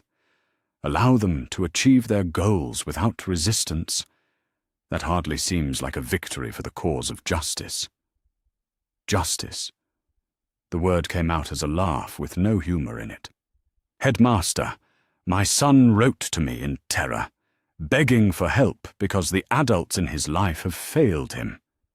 He's 12 years old, and he's more concerned about protecting his fellow students than the supposed guardians of magical education are. Where exactly is the justice in that?" The office fell silent, except for the soft ticking of the various instruments scattered across Dumbledore's desk. The headmaster seemed to be considering her words, weighing them against whatever larger considerations governed his decisions. When he finally spoke, his voice was quieter than before, but no less firm. "I cannot close the school, Mrs. Malfoy, not without concrete evidence of immediate danger that cannot be managed through other means. The political ramifications alone would be catastrophic, never mind the educational disruption to over 1,000 students." "Then you leave me no choice," she said, reaching for her wand with a fluid motion that spoke of years of training in more than just domestic magic. "If you won't protect these children, I will. And if that means going through you, then so be it." The threat should have been absurd. A single witch, however well trained, challenging the most powerful wizard in Britain within his own stronghold. But there was something in Narcissa's stance, something in the cold fury that radiated from her like heat from a fire, that made even Dumbledore pause. "Mrs. Malfoy," he said carefully, "I urge you not to do anything precipitous. The situation is more complex than you realize, and hasty action could have consequences you haven't considered." "The only consequence I care about," she replied, her wand steady in her hand, "is whether my son will live to see his 13th birthday. Everything else is negotiable." The two powerful figures faced each other across the cluttered desk, the air between them charged with the potential for magical violence that could level half the castle. In the portraits, painted headmasters watched with fascination and growing alarm as the confrontation balanced on the edge of disaster. "Choose wisely, headmaster," Narcissa said, her voice carrying all the authority of her ancient bloodline and all the fury of a mother whose child had been threatened. because I am done asking politely for you to do your job. From this moment forward, I will do whatever is necessary to protect these students, with your cooperation or in spite of it. Chapter 8. Lines of Battle. Drawn. The standoff in Dumbledore's office stretched between them like a taut wire, crackling with the potential for destruction. Narcissa kept her wand steady, her blue eyes locked on the headmaster's face, while the painted portraits around them held their collective breath. Even Fawkes seemed to sense the gravity of the moment, the phoenix regarding her with intelligent crimson eyes from his perch beside the desk. "Mrs. Malfoy," Dumbledore said finally, his voice carrying a note of weary resignation. "I fear you are about to do something that cannot be undone." "Good," she replied without hesitation, "because what you've allowed to happen to these children cannot be undone either. The only question now is whether you'll work with me to protect them, or whether I'll have to go through you to do it myself." She lowered her wand slightly, but her stance remained alert, ready for whatever response he might offer. When she spoke again, her voice carried the formal cadence of someone invoking laws older than the ministry itself. "I, Narcissa Black Malfoy, invoke the Lex Pedagogica, the ancient covenant that binds all magical educational institutions to place the physical safety of their charges above all other considerations, including political expediency, educational continuity, and institutional reputation." The words fell into the office like stones dropped into still water, sending ripples of magical energy through the very air. Several of the instruments on Dumbledore's desk began to hum and spin, responding to the invocation of laws that predated the modern wizarding government by centuries. The headmaster himself went very still, his blue eyes sharpening with something that might have been respect or alarm. "The Lex Pedagogica," he repeated slowly. "I haven't heard that invoked in over 200 years. You do realize what you're calling down upon this institution?" "I realize," she said, her voice steady, "that under the terms of the Pedagogica, any magical guardian has the right to demand immediate action when presented with credible evidence that students are in mortal danger. I further realize that failure to act on such evidence renders the educational authority forfeit, transferring protective responsibility to the invoking party. You would claim guardianship over the entire student body?" There was something almost like admiration in Dumbledore's tone. "That's ambitious, Mrs. Malfoy."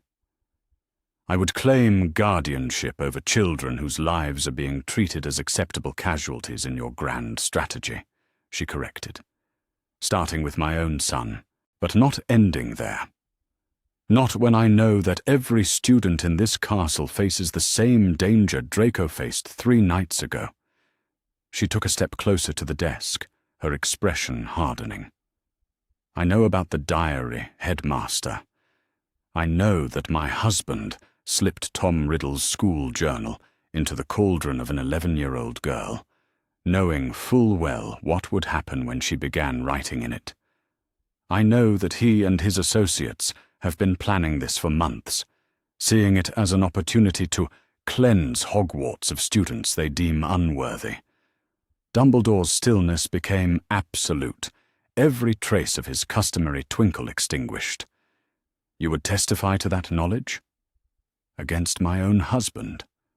Narcissa's laugh was sharp as broken glass. "To protect children from a monster he helped unleash?" Without hesitation, Lucius made his choice when he decided that political ideology was worth more than his son's life. Now I'm making mine. The declaration hung in the air between them, weighted with implications that extended far beyond the walls of the headmaster's office. By publicly turning against her husband, by offering to testify against him in whatever proceedings might follow, Narcissa was severing herself from the entire Death Eater network that had defined her social and political existence for decades.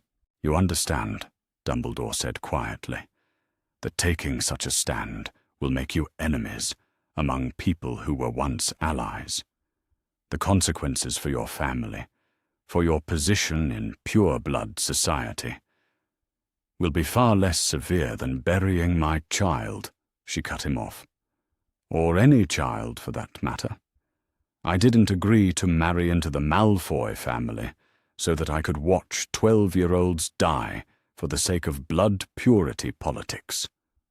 She raised her wand again, this time pointing it not at Dumbledore but at the ceiling above them, where the magical energies of the castle converged like streams flowing into a river. "Since you seem unwilling or unable to take the necessary steps to protect these students, I hereby declare my intention to use every resource at my disposal to force such action. Mrs. Malfoy, I will withdraw my son from this school immediately, and I will encourage every other family I have influence with to do the same. The Parkinsons, the Zabinis, the Goyles, they'll listen when I explain what their children are actually facing. How many students will you have left when word spreads that Hogwarts harbors a basilisk that the headmaster refuses to address?" Her voice rose, carrying the authority of someone accustomed to being obeyed. "I will use the Malfoy fortune to fund an independent investigation into the attacks, hiring curse breakers and monster specialists who aren't bound by your political considerations. I will petition the Board of Governors for your removal, and I will ensure that every major wizarding publication knows exactly why I believe you're unfit to continue in your position." "And if those measures fail?" Dumbledore asked, though his tone suggested he already knew the answer. "Then I will take more direct action," she said simply. The Black Family grimoires contain spells that most modern witches and wizards have forgotten ever existed. Protections that can be keyed to specific bloodlines, wards that recognize friend from foe based on intent rather than appearance. If you won't eliminate the threat, I'll neutralize it myself. The temperature in the office seemed to drop several degrees as the implications of her words sank in. Dumbledore leaned forward in his chair, his fingers steepled before him, studying her with the intensity of someone reassessing a previously underestimated opponent. "You would declare war on me," he said. Not a question, a statement of fact. "I would declare war on anyone who threatens my son's life," she replied without hesitation, "including you if necessary. The only question is whether that war will be fought alongside you or against you." The silence that followed was pregnant with possibility and menace in equal measure. Around them, the office seemed to hold its breath, the very stones of the castle waiting to see which way the balance would tip. When Dumbledore finally spoke, his words carried a weight that made the air itself seem to thicken. "Very well, Mrs. Malfoy. If you insist on invoking the old laws, then we shall abide by their terms. But understand that once the Lex Pedagogica is invoked, it binds both parties to certain constraints." Narcissa felt a subtle shift in the magical atmosphere of the room, as if ancient machinery had suddenly clicked into motion. "What constraints?" "Neither of us may directly harm the other while the invocation remains in effect," Dumbledore explained, his tone taking on the formal cadence of ritual magic. "The Pedagogica recognizes that conflicts over student welfare must not be settled through violence, lest the children themselves be endangered by the very guardians meant to protect them." She nodded slowly, understanding the implications. "Our war, if it comes to that, will be fought through influence, politics, and resource allocation rather than hexes and curses." "Precisely, though I suspect that will make it no less dangerous for either of us." His blue eyes met hers across the desk, and for the first time since she'd entered his office, she saw something that might have been genuine respect. "You have just committed yourself to a course of action that will reshape the entire wizarding political landscape, Mrs. Malfoy. Are you prepared for those consequences?" "I am prepared," she said, feeling the magical bindings settle around them like invisible chains, "to do whatever is necessary to keep children alive. Everything else is secondary." The magical contract sealed itself with a sound like distant thunder, felt rather than heard, and Narcissa knew with absolute certainty that there was no turning back from the path she had chosen. Whatever came next, political upheaval, social exile, open warfare with the most powerful wizard in Britain, she had committed herself completely to protecting the students of Hogwarts, all of them, not just her son. "In that case," Dumbledore said, his voice carrying new undertones of calculation, "perhaps we should discuss terms. You have made your position clear, Mrs. Malfoy. Now allow me to make mine equally transparent." He stood from his chair with fluid grace, moving to one of the tall windows that overlooked the castle grounds. "I have indeed been allowing the attacks to continue, though not for the reasons you suppose. The entity controlling the basilisk is not merely interested in killing Muggle-born students. That is simply the method by which it maintains its strength while pursuing a much larger goal." "Which is?" Narcissa demanded. "The destruction of Hogwarts itself, and through it, the destabilization of magical education throughout Britain. The heir you speak of is not some pure-blood supremacist seeking to cleanse the school. It is Tom Riddle, acting through the diary your husband planted, seeking to return to corporeal form by draining the life force of the students." The revelation hit her like a physical blow. Tom Riddle, the Dark Lord's younger self, preserved in that cursed journal, feeding on the life force of children to fuel his return to the world.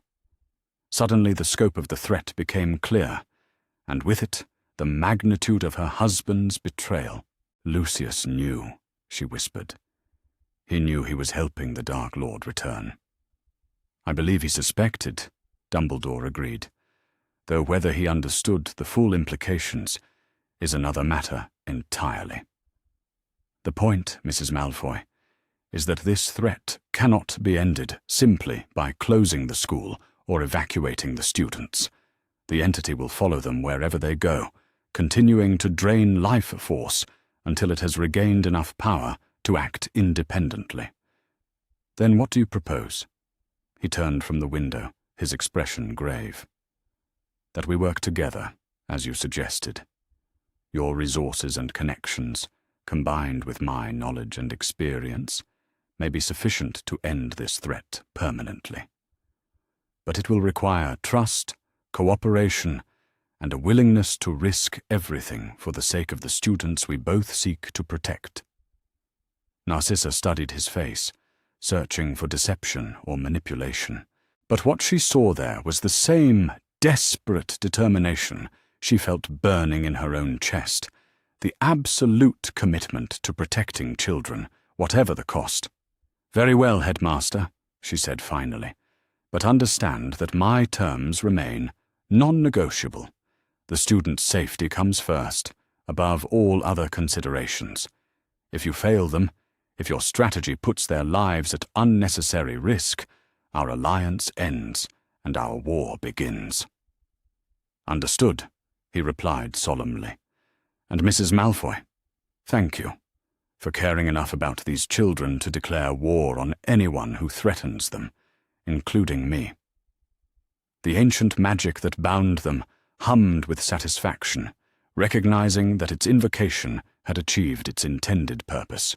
Two powerful adults, forced by circumstance and conscience to put aside their differences in service of protecting the young. Now they simply had to survive what came next. Chapter 9. Allies in Unexpected Places. Narcissa returned to Malfoy Manor as dawn broke over the Wiltshire countryside, her mind already cataloguing the resources she would need to mobilize. The magical binding of the Lex Pedagogica hummed in her bones like a tuning fork struck against stone, a constant reminder of the covenant she had entered into and the stakes involved. Dumbledore had agreed to work with her, but trust would have to be earned through action rather than words. She had less than 24 hours before news of her midnight visit to Hogwarts began to spread through the interconnected web of magical society. Once that happened, her ability to maneuver would be severely limited, as former allies distanced themselves, and enemies moved to consolidate their positions. But for now, in these precious hours before the storm broke, she held the advantage of surprise. The first owl left the manor before the sun had fully cleared the horizon, carrying a carefully worded message to Augusta Longsbottom. If anyone would understand the urgency of protecting children from political machinations, it would be the woman whose son had sacrificed his sanity to resist the Dark Lord's followers. The Longbottoms had never been part of the pure-blood supremacist movement, but they commanded respect across traditional family lines. The second letter went to Amelia Bones, whose position in the Department of Magical Accidents and Catastrophes gave her both access to information and influence within the ministry bureaucracy. Narcissa had met her several times at formal functions, and while they had never been close, Bones had always struck her as someone who prioritized competence over politics. By mid-morning, she was composing the most difficult letter of all, one addressed to Molly Weasley. The Weasley family represented everything Lucius and his associates despised about modern wizarding society. Their blood was pure, but they rejected the ideology that should have accompanied that heritage, instead embracing Muggle-born students and blood traitor policies with enthusiastic abandon. Under normal circumstances, Narcissa would sooner have invited a pack of werewolves to tea than reached out to Arthur Weasley's wife. But these were not normal circumstances, and maternal instinct recognized no political boundaries. Mrs. Weasley, I am writing to you on a matter of mutual concern regarding the safety of our children at Hogwarts. Recent events have convinced me that the current administration is not taking adequate measures to protect students from the very real dangers they face. I know our families have not enjoyed cordial relations in the past, but I believe we share something more important than political differences: the absolute determination to keep our children alive and safe. I would very much like to speak with you about coordinating our efforts to ensure that Hogwarts takes the necessary steps to address the current crisis. If you are willing to put aside old animosities for the sake of all the students, including your own daughter Ginny, please meet me at the Three Broomsticks this afternoon at 2 o'clock. Come alone, and tell no one of this meeting until after we have spoken. Respectfully yours, Narcissa Malfoy. She sealed the letter before she could reconsider, knowing that reaching out to Molly Weasley would be seen as either brilliant strategy or complete betrayal, depending on one's perspective. But she had watched the Weasley woman at platform 9 3/4, had seen the fierce protectiveness in her eyes as she sent her children off to school. That kind of maternal intensity transcended political ideology. The response came back within 2 hours, delivered by a rather tatty-looking barn owl that eyed the manor's pristine grounds with obvious suspicion. Mrs. Malfoy, I'll be there. But if this is some kind of trap or political game, you'll regret it. Molly Weasley. Narcissa smiled grimly as she read the brief response. No flowery language, no diplomatic hedging, just the blunt honesty of a woman who had been pushed too far and was ready to fight. It was exactly the kind of response she had hoped for. The Three Broomsticks was busy with the lunchtime crowd when she arrived, travellers and locals mingling in the warm, beer-scented atmosphere that had made the establishment famous throughout magical Britain. Narcissa chose a corner table where they could speak privately, ordering butterbeer she didn't intend to drink while she waited for her unlikely ally to arrive. Molly Weasley entered the tavern like a force of nature, her red hair escaping from its pins and her brown eyes scanning the room with the intensity of someone expecting an ambush. When she spotted Narcissa, her expression hardened, but she crossed the room with determined steps and slid into the opposite chair without ceremony. "Well," she said without preamble, "you wanted to talk." "Talk?" Narcissa studied the other woman for a moment, noting the lines of worry around her eyes, the way her hands gripped her wand case with white-knuckled tension. Here was someone who understood exactly what it felt like to send children into danger and wait helplessly for news of their safety. "My son nearly died 4 nights ago," she said quietly. "Not nearly injured, not nearly frightened, nearly died. He encountered the basilisk that's been attacking students, and he survived only through pure chance." Molly's aggressive posture faltered slightly. "Basilisk?" "A 60-foot king of serpents, prowling through hidden passages built into the castle's foundations, taking orders from someone who speaks Parseltongue, hunting students without regard for their blood status or political affiliations." Narcissa leaned forward, her voice dropping to barely above a whisper. "Your daughter is in just as much danger as mine, Mrs. Weasley. The creature doesn't care that she's pure blood, and it doesn't care that her family supports Dumbledore's policies." The colour drained from Molly's face. "How do you know about the basilisk? How can you be sure?" "Because Draco saw it. Watched it moving through passages he didn't know existed. Heard it responding to commands in a language that hasn't been commonly spoken for over 1,000 years. He wrote to me in terror, begging for help because the adults in his life had failed him." Narcissa pulled out the letter she had received from Draco, sliding it across the table. "Read it. See what our children are facing while Dumbledore makes reassuring speeches, and your husband pretends the ministry has everything under control." Molly read the letter with growing horror, her hands shaking by the time she reached the end. When she looked up, her brown eyes were bright with tears and fury in equal measure. "That poor boy," she whispered. "And Ginny. Oh, Merlin. Ginny has been having nightmares, writing in her diary for hours every night. She says it helps her feel better, but what if—" She stopped abruptly, her face going white as parchment. "What if what, Mrs. Weasley?" "The diary. She has an old diary, one that was mixed in with her school books. She's been writing in it constantly, and it writes back to her. I thought it was just some kind of magical study aid. But what if—" She couldn't finish the sentence, but Narcissa understood the implications perfectly. Tom Riddle's diary, the cursed journal that Lucius had planted among the Weasley girls' supplies, knowing that an 11-year-old would be unable to resist the temptation of a book that responded to her thoughts and fears.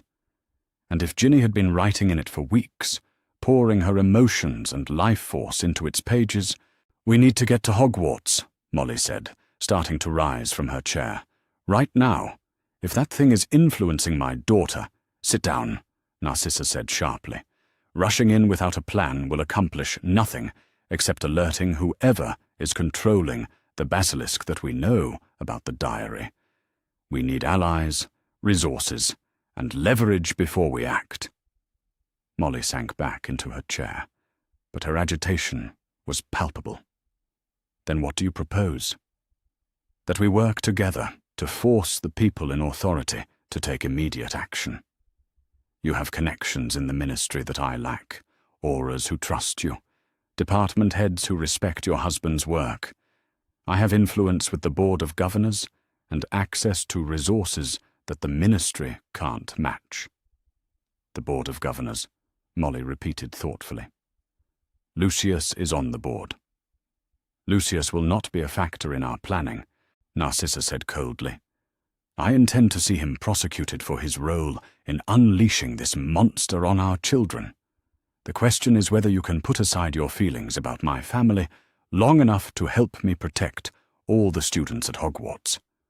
The two women stared at each other across the small table, decades of political animosity and social prejudice hanging between them like a wall.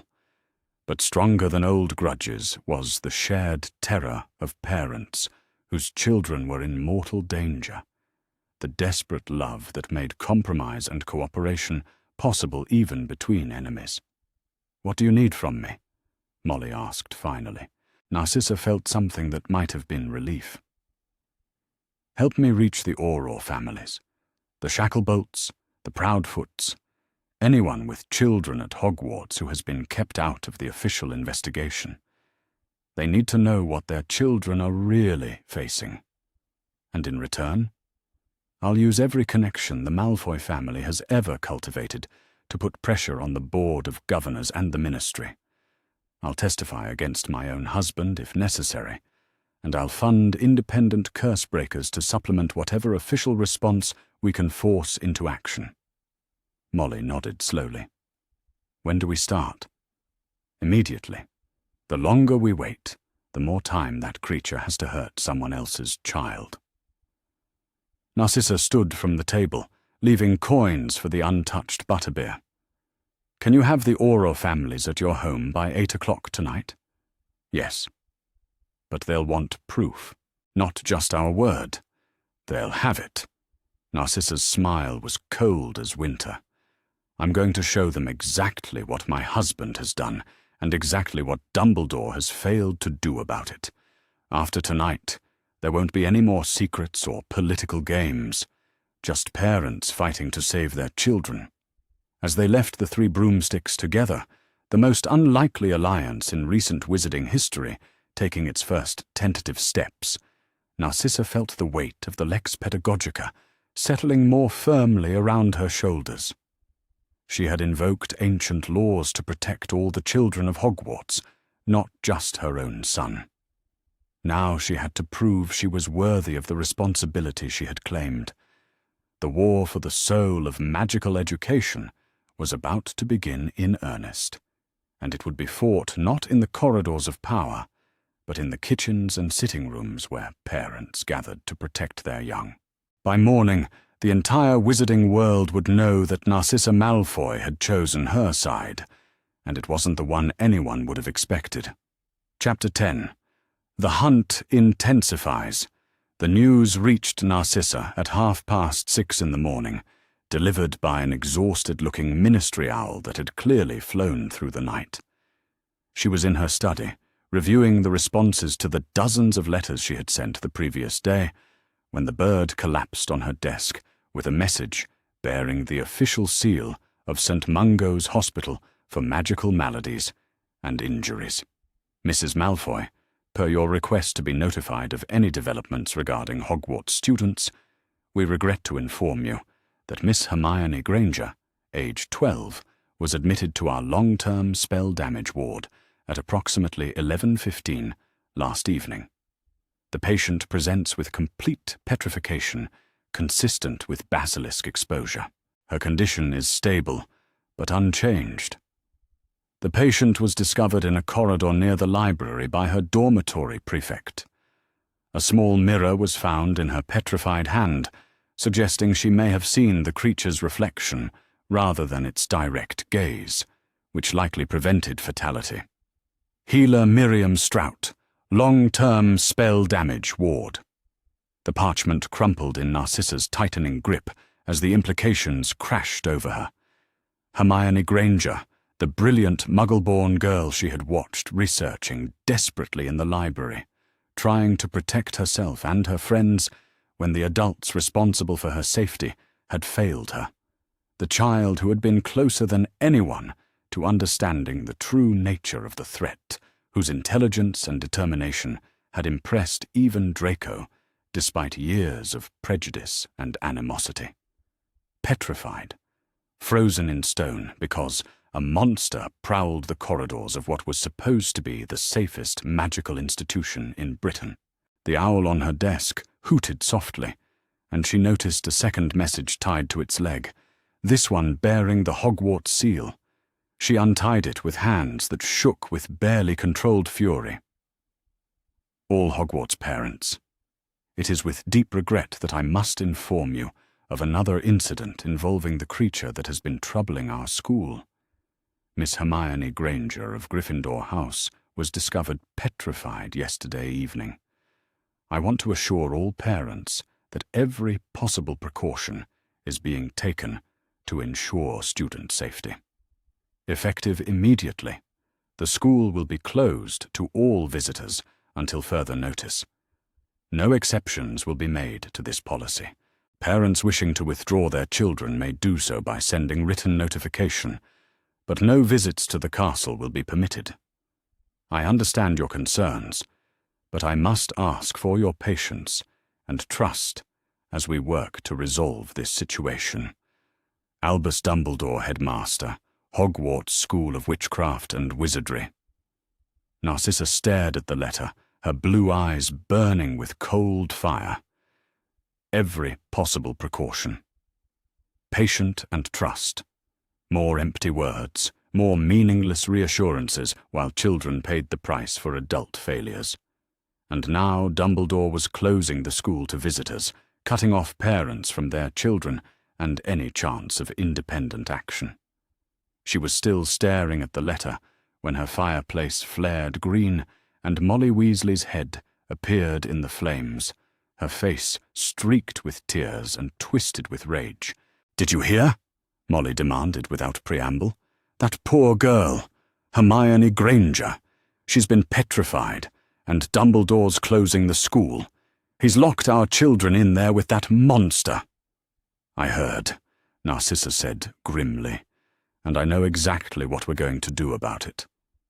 "What do you mean?" Instead of answering, Narcissa pulled out a piece of parchment and began writing with sharp, decisive strokes. "I'm calling an emergency meeting of every parent we contacted yesterday. The 3 broomsticks, 1 o'clock this afternoon. It's time to stop asking politely for action and start demanding it." Molly's face disappeared from the flames for a moment, then returned with an expression of grim determination.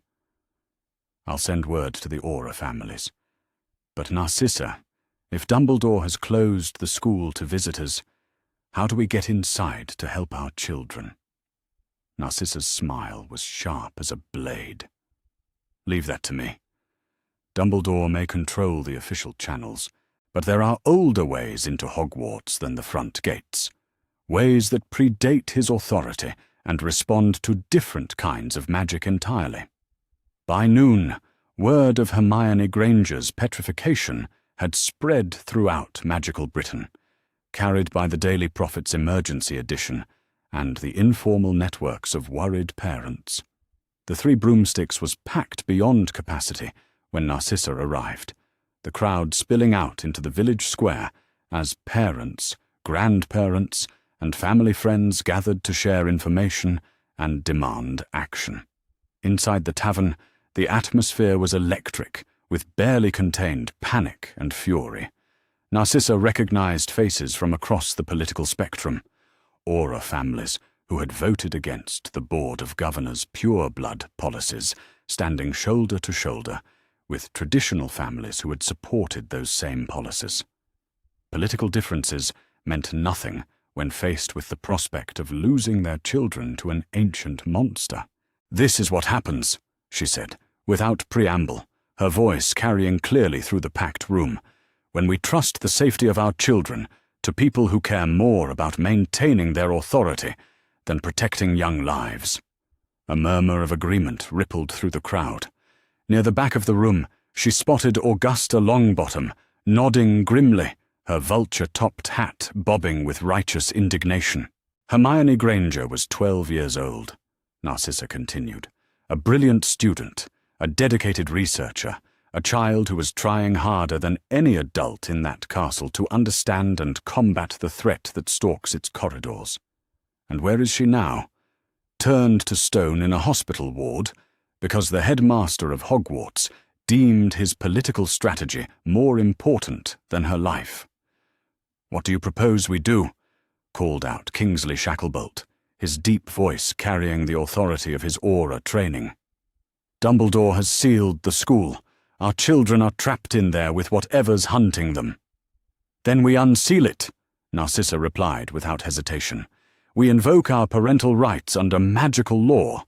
We demand immediate access to our children, and we take independent action to protect them if the school administration continues to fail in their duties."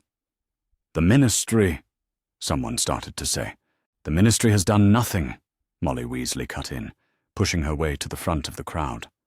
"My husband works there, and I can tell you that they're more concerned about avoiding panic than protecting students. Well, it's too late to avoid panic. The panic is here, and it's justified." Narcissa felt a surge of satisfaction at the other woman's words. Whatever their political differences, Molly understood the stakes involved, and wasn't afraid to act on that understanding. "I propose," Narcissa said, raising her voice to address the entire crowd, "that we form an emergency committee of parents with the authority to act independently of both Hogwarts administration and ministry oversight. We pool our resources, financial, magical, and political, to investigate the current crisis and implement whatever protective measures prove necessary." "And if Dumbledore opposes us?" asked a woman Narcissa recognized as Penelope Clearwater's mother. "Then we go around him," she replied bluntly. "Through him, over him, or if necessary, through legal channels that will remove him from authority entirely. The Lex Pedagogica gives us rights that supersede his administrative powers when student safety is at stake."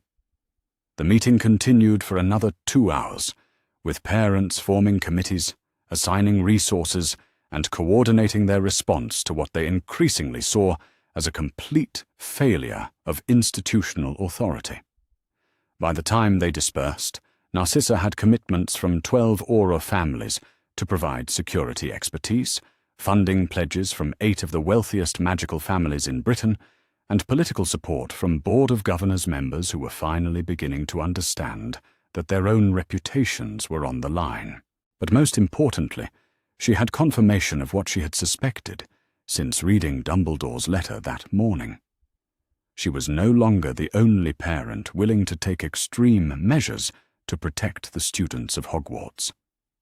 That evening, as the sun set over the castle in the distance, Narcissa stood in the drawing room of Malfoy Manor, surrounded by ancient books, maps, and artifacts that she had retrieved from the family's private collection. Spread across the mahogany table were architectural plans of Hogwarts dating back to its founding, blood magic ritual texts that had been banned by the Ministry for over a century, and correspondence with curse breakers who specialized in ancient magical threats. She had spent the afternoon reaching out to resources that Dumbledore couldn't access, or wouldn't, constrained as he was by his position and the political considerations that came with it.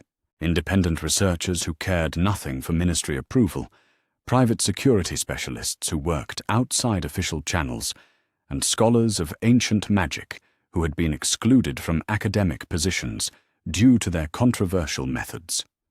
By morning, she would have a complete assessment of the basilisk threat and several potential solutions that didn't depend on the cooperation or competence of Hogwarts administration. The question was whether Dumbledore would recognize her efforts as assistance or interference. A knock at the study door interrupted her planning. "Come," she called, not looking up from the map she was studying. "Madam," said Dobby, the family house elf, his large eyes wide with distress. "There is being a visitor at the gates. Professor Dumbledore, madam. He is requesting immediate audience." Narcissa felt a cold smile cross her face. So the headmaster had decided that her independent actions were worth addressing personally. Good. It was time they had another conversation about priorities and methods. "Show him to the drawing room, Dobby," she said, closing the ancient text she had been consulting. "And Dobby, make sure he understands that he is here as my guest, subject to my terms and conditions. If he wishes to discuss the protection of Hogwarts students, he will do so with proper respect for parental authority. As she gathered her materials and prepared for what would undoubtedly be another confrontation, Narcissa reflected on how completely her life had changed in less than a week. She had gone from dutiful pureblood wife to rebel leader, from social conformist to someone willing to challenge the most powerful wizard in Britain. All for the sake of children who had been failed by every adult institution that claimed authority over them. The war she had declared was intensifying, and tonight would determine whether she and Dumbledore could find common ground before their conflict destroyed any chance of saving the students they both claimed to protect. Chapter 11. The chamber opens. Dumbledore had been in Narcissa's drawing room for less than 10 minutes when the emergency alert reached them both. A silver doe Patronus that bounded through the window with the devastating grace of magical urgency. "Headmaster," the ethereal deer spoke in Professor McGonagall's crisp Scottish accent, "you must return immediately. Miss Ginny Weasley has disappeared. We found a message written on the wall. Her skeleton will lie in the chamber forever. The school is in complete panic." The Patronus dissolved into wisps of silver light, leaving behind a silence so complete that Narcissa could hear her own heartbeat thundering in her ears. Ginny Weasley, the 11-year-old girl whose mother she had been working with, whose innocent face she had seen at platform 9 3/4, whose diary had been the key to Tom Riddle's return. Taken into the Chamber of Secrets to die. "We have to," she began, but Dumbledore was already on his feet. His usual calm composure cracked beyond repair. "Fawkes," he called sharply, and the phoenix appeared in a burst of flame, its ruby eyes bright with urgency. "To Hogwarts, immediately." But before the phoenix could transport him away, Narcissa stepped forward, her hand closing on his arm with surprising strength. "No. We go together, or you don't go at all. Mrs. Malfoy, this is not the time for—" "This is exactly the time," she cut him off, her voice carrying an authority that brooked no argument. "That child is down there because of the diary my husband planted, because of political games played by adults who should have known better. And she's going to die while we argue about jurisdiction and authority." Dumbledore stared at her, his blue eyes blazing with a mixture of frustration and desperate calculation. Around them, the ancient magical artifacts in the room hummed with responsive energy, sensing the crisis that was unfolding. "You have resources I need," he admitted finally. "Knowledge of the old family's magic, connections that could help us locate the chamber's entrance. But if we work together, it must be as true partners, not as adversaries forced into temporary cooperation." "Agreed," she said without hesitation. "But understand this, Headmaster. If we fail tonight, if that little girl dies because our conflict prevented us from acting quickly enough, I will hold both of us responsible. The war between us can wait. Right now, there's only the mission." They disapparated together, appearing in the entrance hall of Hogwarts to find the castle in complete chaos. Students huddled in groups, many of them crying, while teachers moved between them, trying to maintain some semblance of order. The message on the wall blazed in letters of fire. "Her skeleton will lie in the chamber forever." Molly and Arthur Weasley stood before the message, Molly's sobs echoing through the stone corridors, while Arthur held her with white-knuckled desperation. When Molly saw Narcissa approaching, she broke free from her husband's arms and ran toward her unlikely ally. "She's gone!" Molly choked out, grasping Narcissa's hands with desperate strength. "Our little girl is gone, and she's going to die down there, and we don't even know where to look." "We're going to find her," Narcissa said firmly, her voice cutting through Molly's panic with absolute certainty. "We're going to find the chamber. We're going to get her out, and we're going to make sure that monster never threatens another child again." Dumbledore was already conferring with Professor McGonagall, their voices low but urgent. Narcissa caught fragments of their conversation: search parties, ancient texts, emergency protocols, but she could see the frustration in both their faces. They were constrained by official procedures, by the need to work within established magical law and educational protocol. She had no such constraints. "Where?" she asked Molly quietly. "Where was she when she disappeared?" "The girls' lavatory on the second floor," Arthur answered, his face haggard with fear and helplessness. Moaning Myrtle's bathroom. She'd been going there to write in her diary. Said it was quiet and no one bothered her there. Narcissa felt a cold certainty settle in her chest. Moaning Myrtle. The ghost of the girl who had been killed the last time the chamber was opened 50 years ago. If there was a connection, if the chamber's entrance was hidden near the site of that original murder. "Show me," she said, already moving toward the staircase. "Now." They found the bathroom empty except for the ghost herself, Myrtle's silvery form huddled in one of the stalls, wailing with renewed grief that echoed off the stone walls. "She was here," Myrtle sobbed when Narcissa questioned her. The poor little red-headed girl, writing in her book and crying so sadly. I tried to talk to her, to comfort her, but she just got paler and paler, like something was draining the life right out of her. "And then?" Dumbledore prompted gently.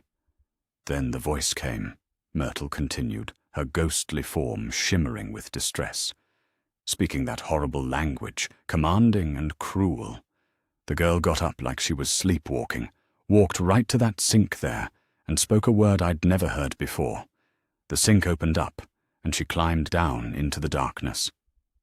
Narcissa approached the sink Myrtle had indicated, running her hands over the ancient fixtures. Her fingers found what she was looking for, a small snake carved into one of the taps, so worn by age that it was barely visible. "Parseltongue," she murmured. "The entrance responds to Parseltongue commands." She looked up at Dumbledore, her expression grim. "Which means we need someone who can speak to serpents, or we need to find another way in." "Harry Potter," Dumbledore said immediately. "The boy has the ability, though he doesn't fully understand it yet. But asking a 12-year-old to enter the Chamber of Secrets is exactly what we're going to do," a new voice interrupted. They turned to see Harry Potter himself, standing in the doorway, flanked by Ron Weasley, whose face was streaked with tears. "Because Ginny is down there, and she's dying, and if I can help save her, then that's what I'm going to do." The boy's green eyes blazed with determination that reminded Narcissa powerfully of her own willingness to defy anyone who threatened children under her protection. Here was someone else who understood that sometimes the right thing to do was also the dangerous thing. "Harry, you can't!" Ron started to protest, but his brother's sister was dying in the depths of the castle, and desperation overrode caution. "I can speak to snakes," Harry said simply. "I didn't choose it. I don't understand it. But I can do it. And right now, that's what we need." Dumbledore and Narcissa exchanged a look that carried volumes of unspoken communication. Both of them understood the magnitude of what they were asking, sending a child into deadly danger because adults had failed to prevent the crisis in the first place. But they also understood that sometimes the only choice was between unacceptable options. "Not alone," Narcissa said firmly. "If you're going into the chamber, you're going with backup, magical support, emergency protocols, everything we can give you." She pulled out her wand and began weaving a complex pattern in the air, speaking words in a language that predated modern English. "This is a black family protection. Blood magic keyed to the intent to protect children. It will shield you from the basilisk's direct gaze and provide some defense against its venom." Dumbledore added his own magic to hers, their spells intertwining in patterns of silver and gold light that settled around Harry like a second skin. For the first time since their conflict began, they were working in perfect harmony, their combined power focused on a single goal: keeping a brave child alive long enough to save another child's life. "The Phoenix," Dumbledore said, extending his arm toward Fawkes. "Take Fawkes with you.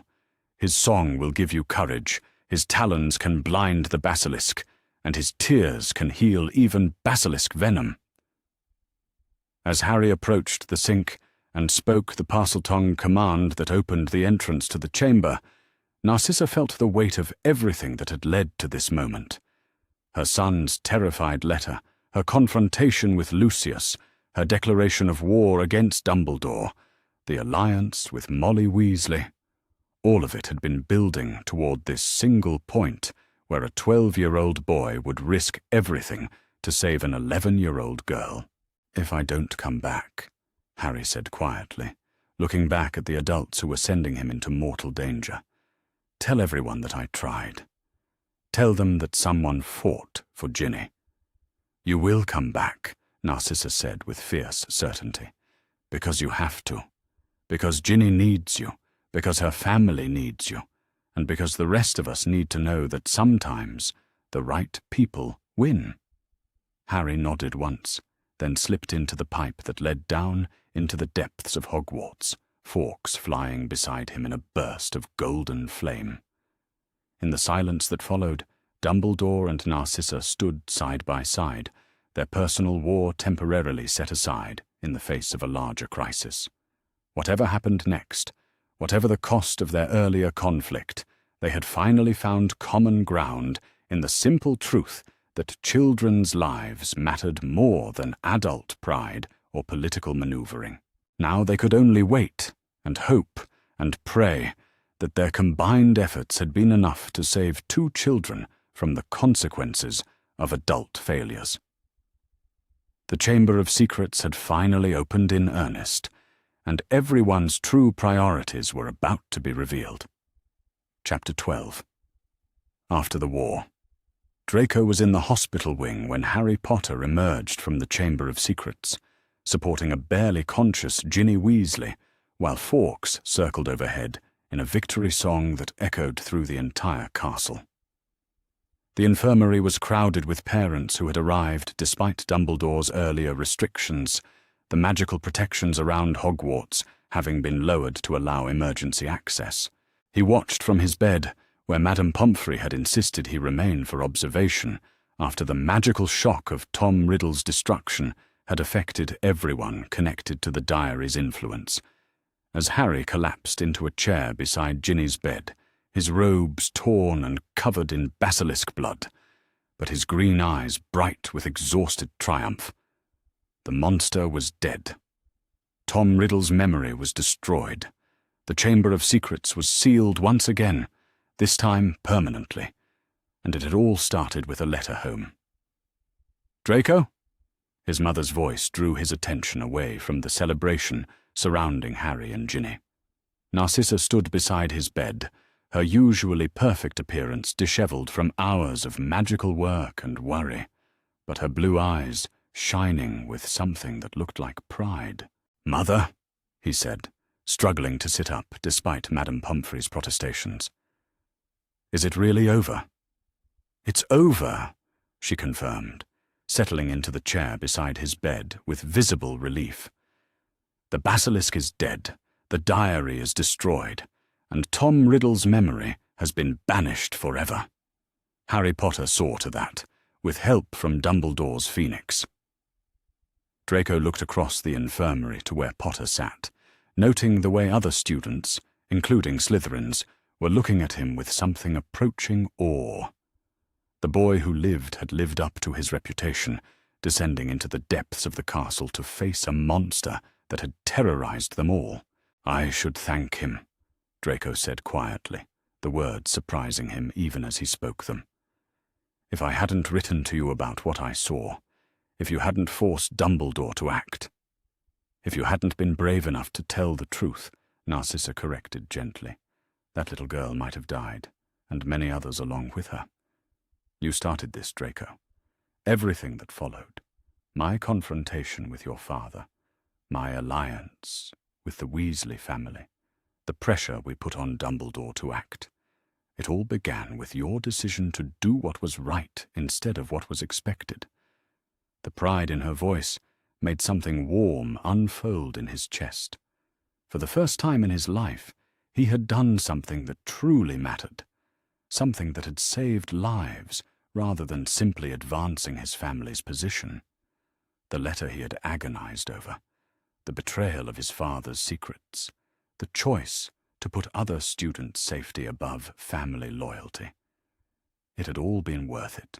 Father won't see it that way, he said, though the thought bothered him less than it would have a week ago. Narcissa's expression hardened slightly. Your father is no longer in a position to dictate how we see anything. The Aurors arrested him this morning, along with several of his associates. I testified against him personally, providing evidence of his role in the diary plot. Draco stared at his mother, processing the magnitude of what she had done. You actually did it. You chose me over him. I chose what was right over what was convenient, she replied simply. I chose protecting children over advancing political ideology. I chose being a mother over being a dutiful pureblood wife.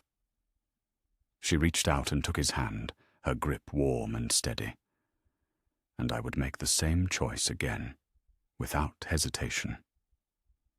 Across the infirmary, Draco could see the Weasley family clustered around Ginny's bed, their red hair bright in the lamplight as they took turns embracing their daughter.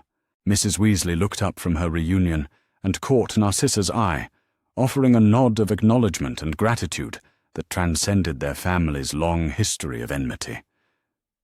Strange, he murmured. A few weeks ago, the idea of you working with the Weasleys would have seemed impossible. A few weeks ago, Narcissa said with a slight smile, I thought blood purity was more important than basic human decency. Recent events have clarified my priorities. The hospital wing doors opened again, and Professor Dumbledore entered with Professor McGonagall, both of them looking haggard but relieved. Dumbledore's blue eyes found Narcissa immediately, and he approached their corner of the infirmary with something that might have been respect. Mrs. Malfoy, he said formally, I wanted to thank you personally for your assistance in resolving this crisis. Without your resources and determination, I fear the outcome might have been very different.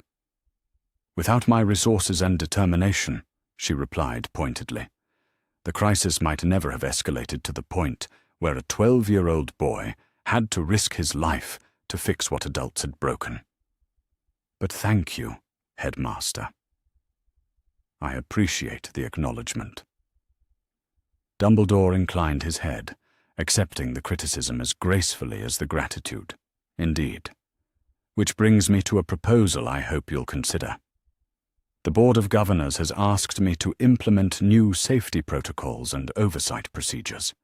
I would like you to chair the new Parent Advisory Committee, with authority to review and approve all security measures affecting student welfare. Draco felt his eyebrows rise in surprise.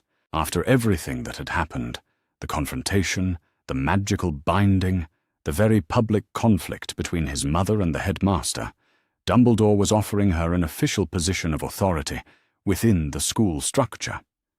With full transparency regarding threats and protective measures, Narcissa asked. No more maintaining ignorance for the sake of avoiding panic? Complete transparency, Dumbledore agreed. Parents have a right to know what their children face, and the judgment to decide how best to protect them. Then I accept, she said without hesitation. But understand that this committee will hold you accountable to the same standards I demanded during this crisis. Student safety comes first, above educational continuity, political considerations, or institutional reputation. "I wouldn't expect anything less," Dumbledore replied, with what might have been the ghost of a smile. As the headmaster moved away to speak with other families, Draco reflected on the changes that had swept through his world in less than 2 weeks. His father was in Azkaban, facing charges of child endangerment and conspiracy with dark artifacts. His mother had broken with pure-blood society, allying herself with families she had previously disdained. The social and political foundations of his upbringing had crumbled, replaced by something entirely new, and he found, to his surprise, that he didn't miss them. "What happens now?" he asked his mother. "With father gone? With everything changed?" "Now," she said thoughtfully, "we figure out who we want to be instead of who we were expected to be. We use the Malfoy name and fortune to actually help people instead of just advancing our own position. We make choices based on what's right rather than what's traditional. And if the other pure-blood families shun us for it?" Narcissa's smile was sharp and satisfied.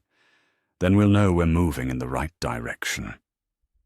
Across the infirmary, Harry Potter was finally being released from Madame Pomfrey's fussing, his victory over the basilisk having made him something of a celebrity among the student population. Draco watched as Potter accepted congratulations with obvious discomfort, clearly more concerned about Ginny's recovery than his own heroics. "I should apologize to him," Draco said suddenly, "for the past 2 years, for all the things I said about him and his friends, for believing the things Father taught me about blood purity and superiority." "That would be a good start," Narcissa agreed, "though actions will matter more than words. The real test will be how you treat people going forward, not how you acted in the past."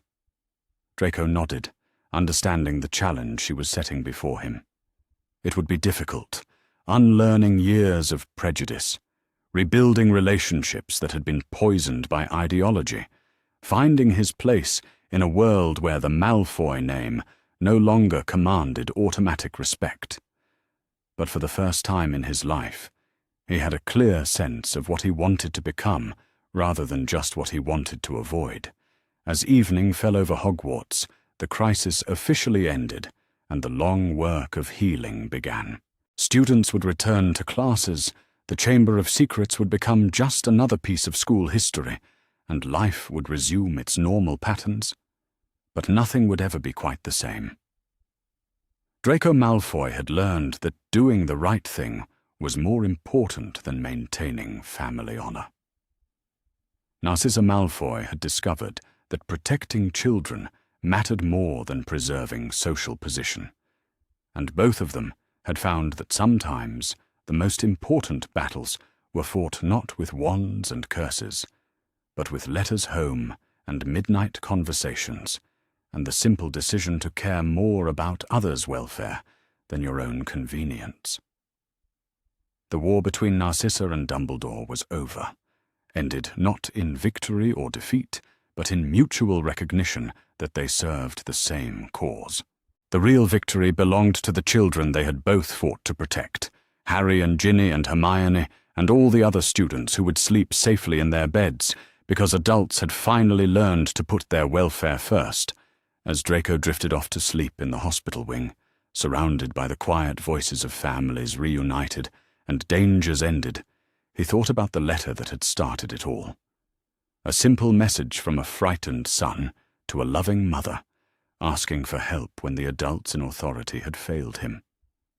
Sometimes, he realized, the smallest acts of courage had the largest consequences, and sometimes the most important thing you could do was simply tell the truth and trust that someone who loved you would listen.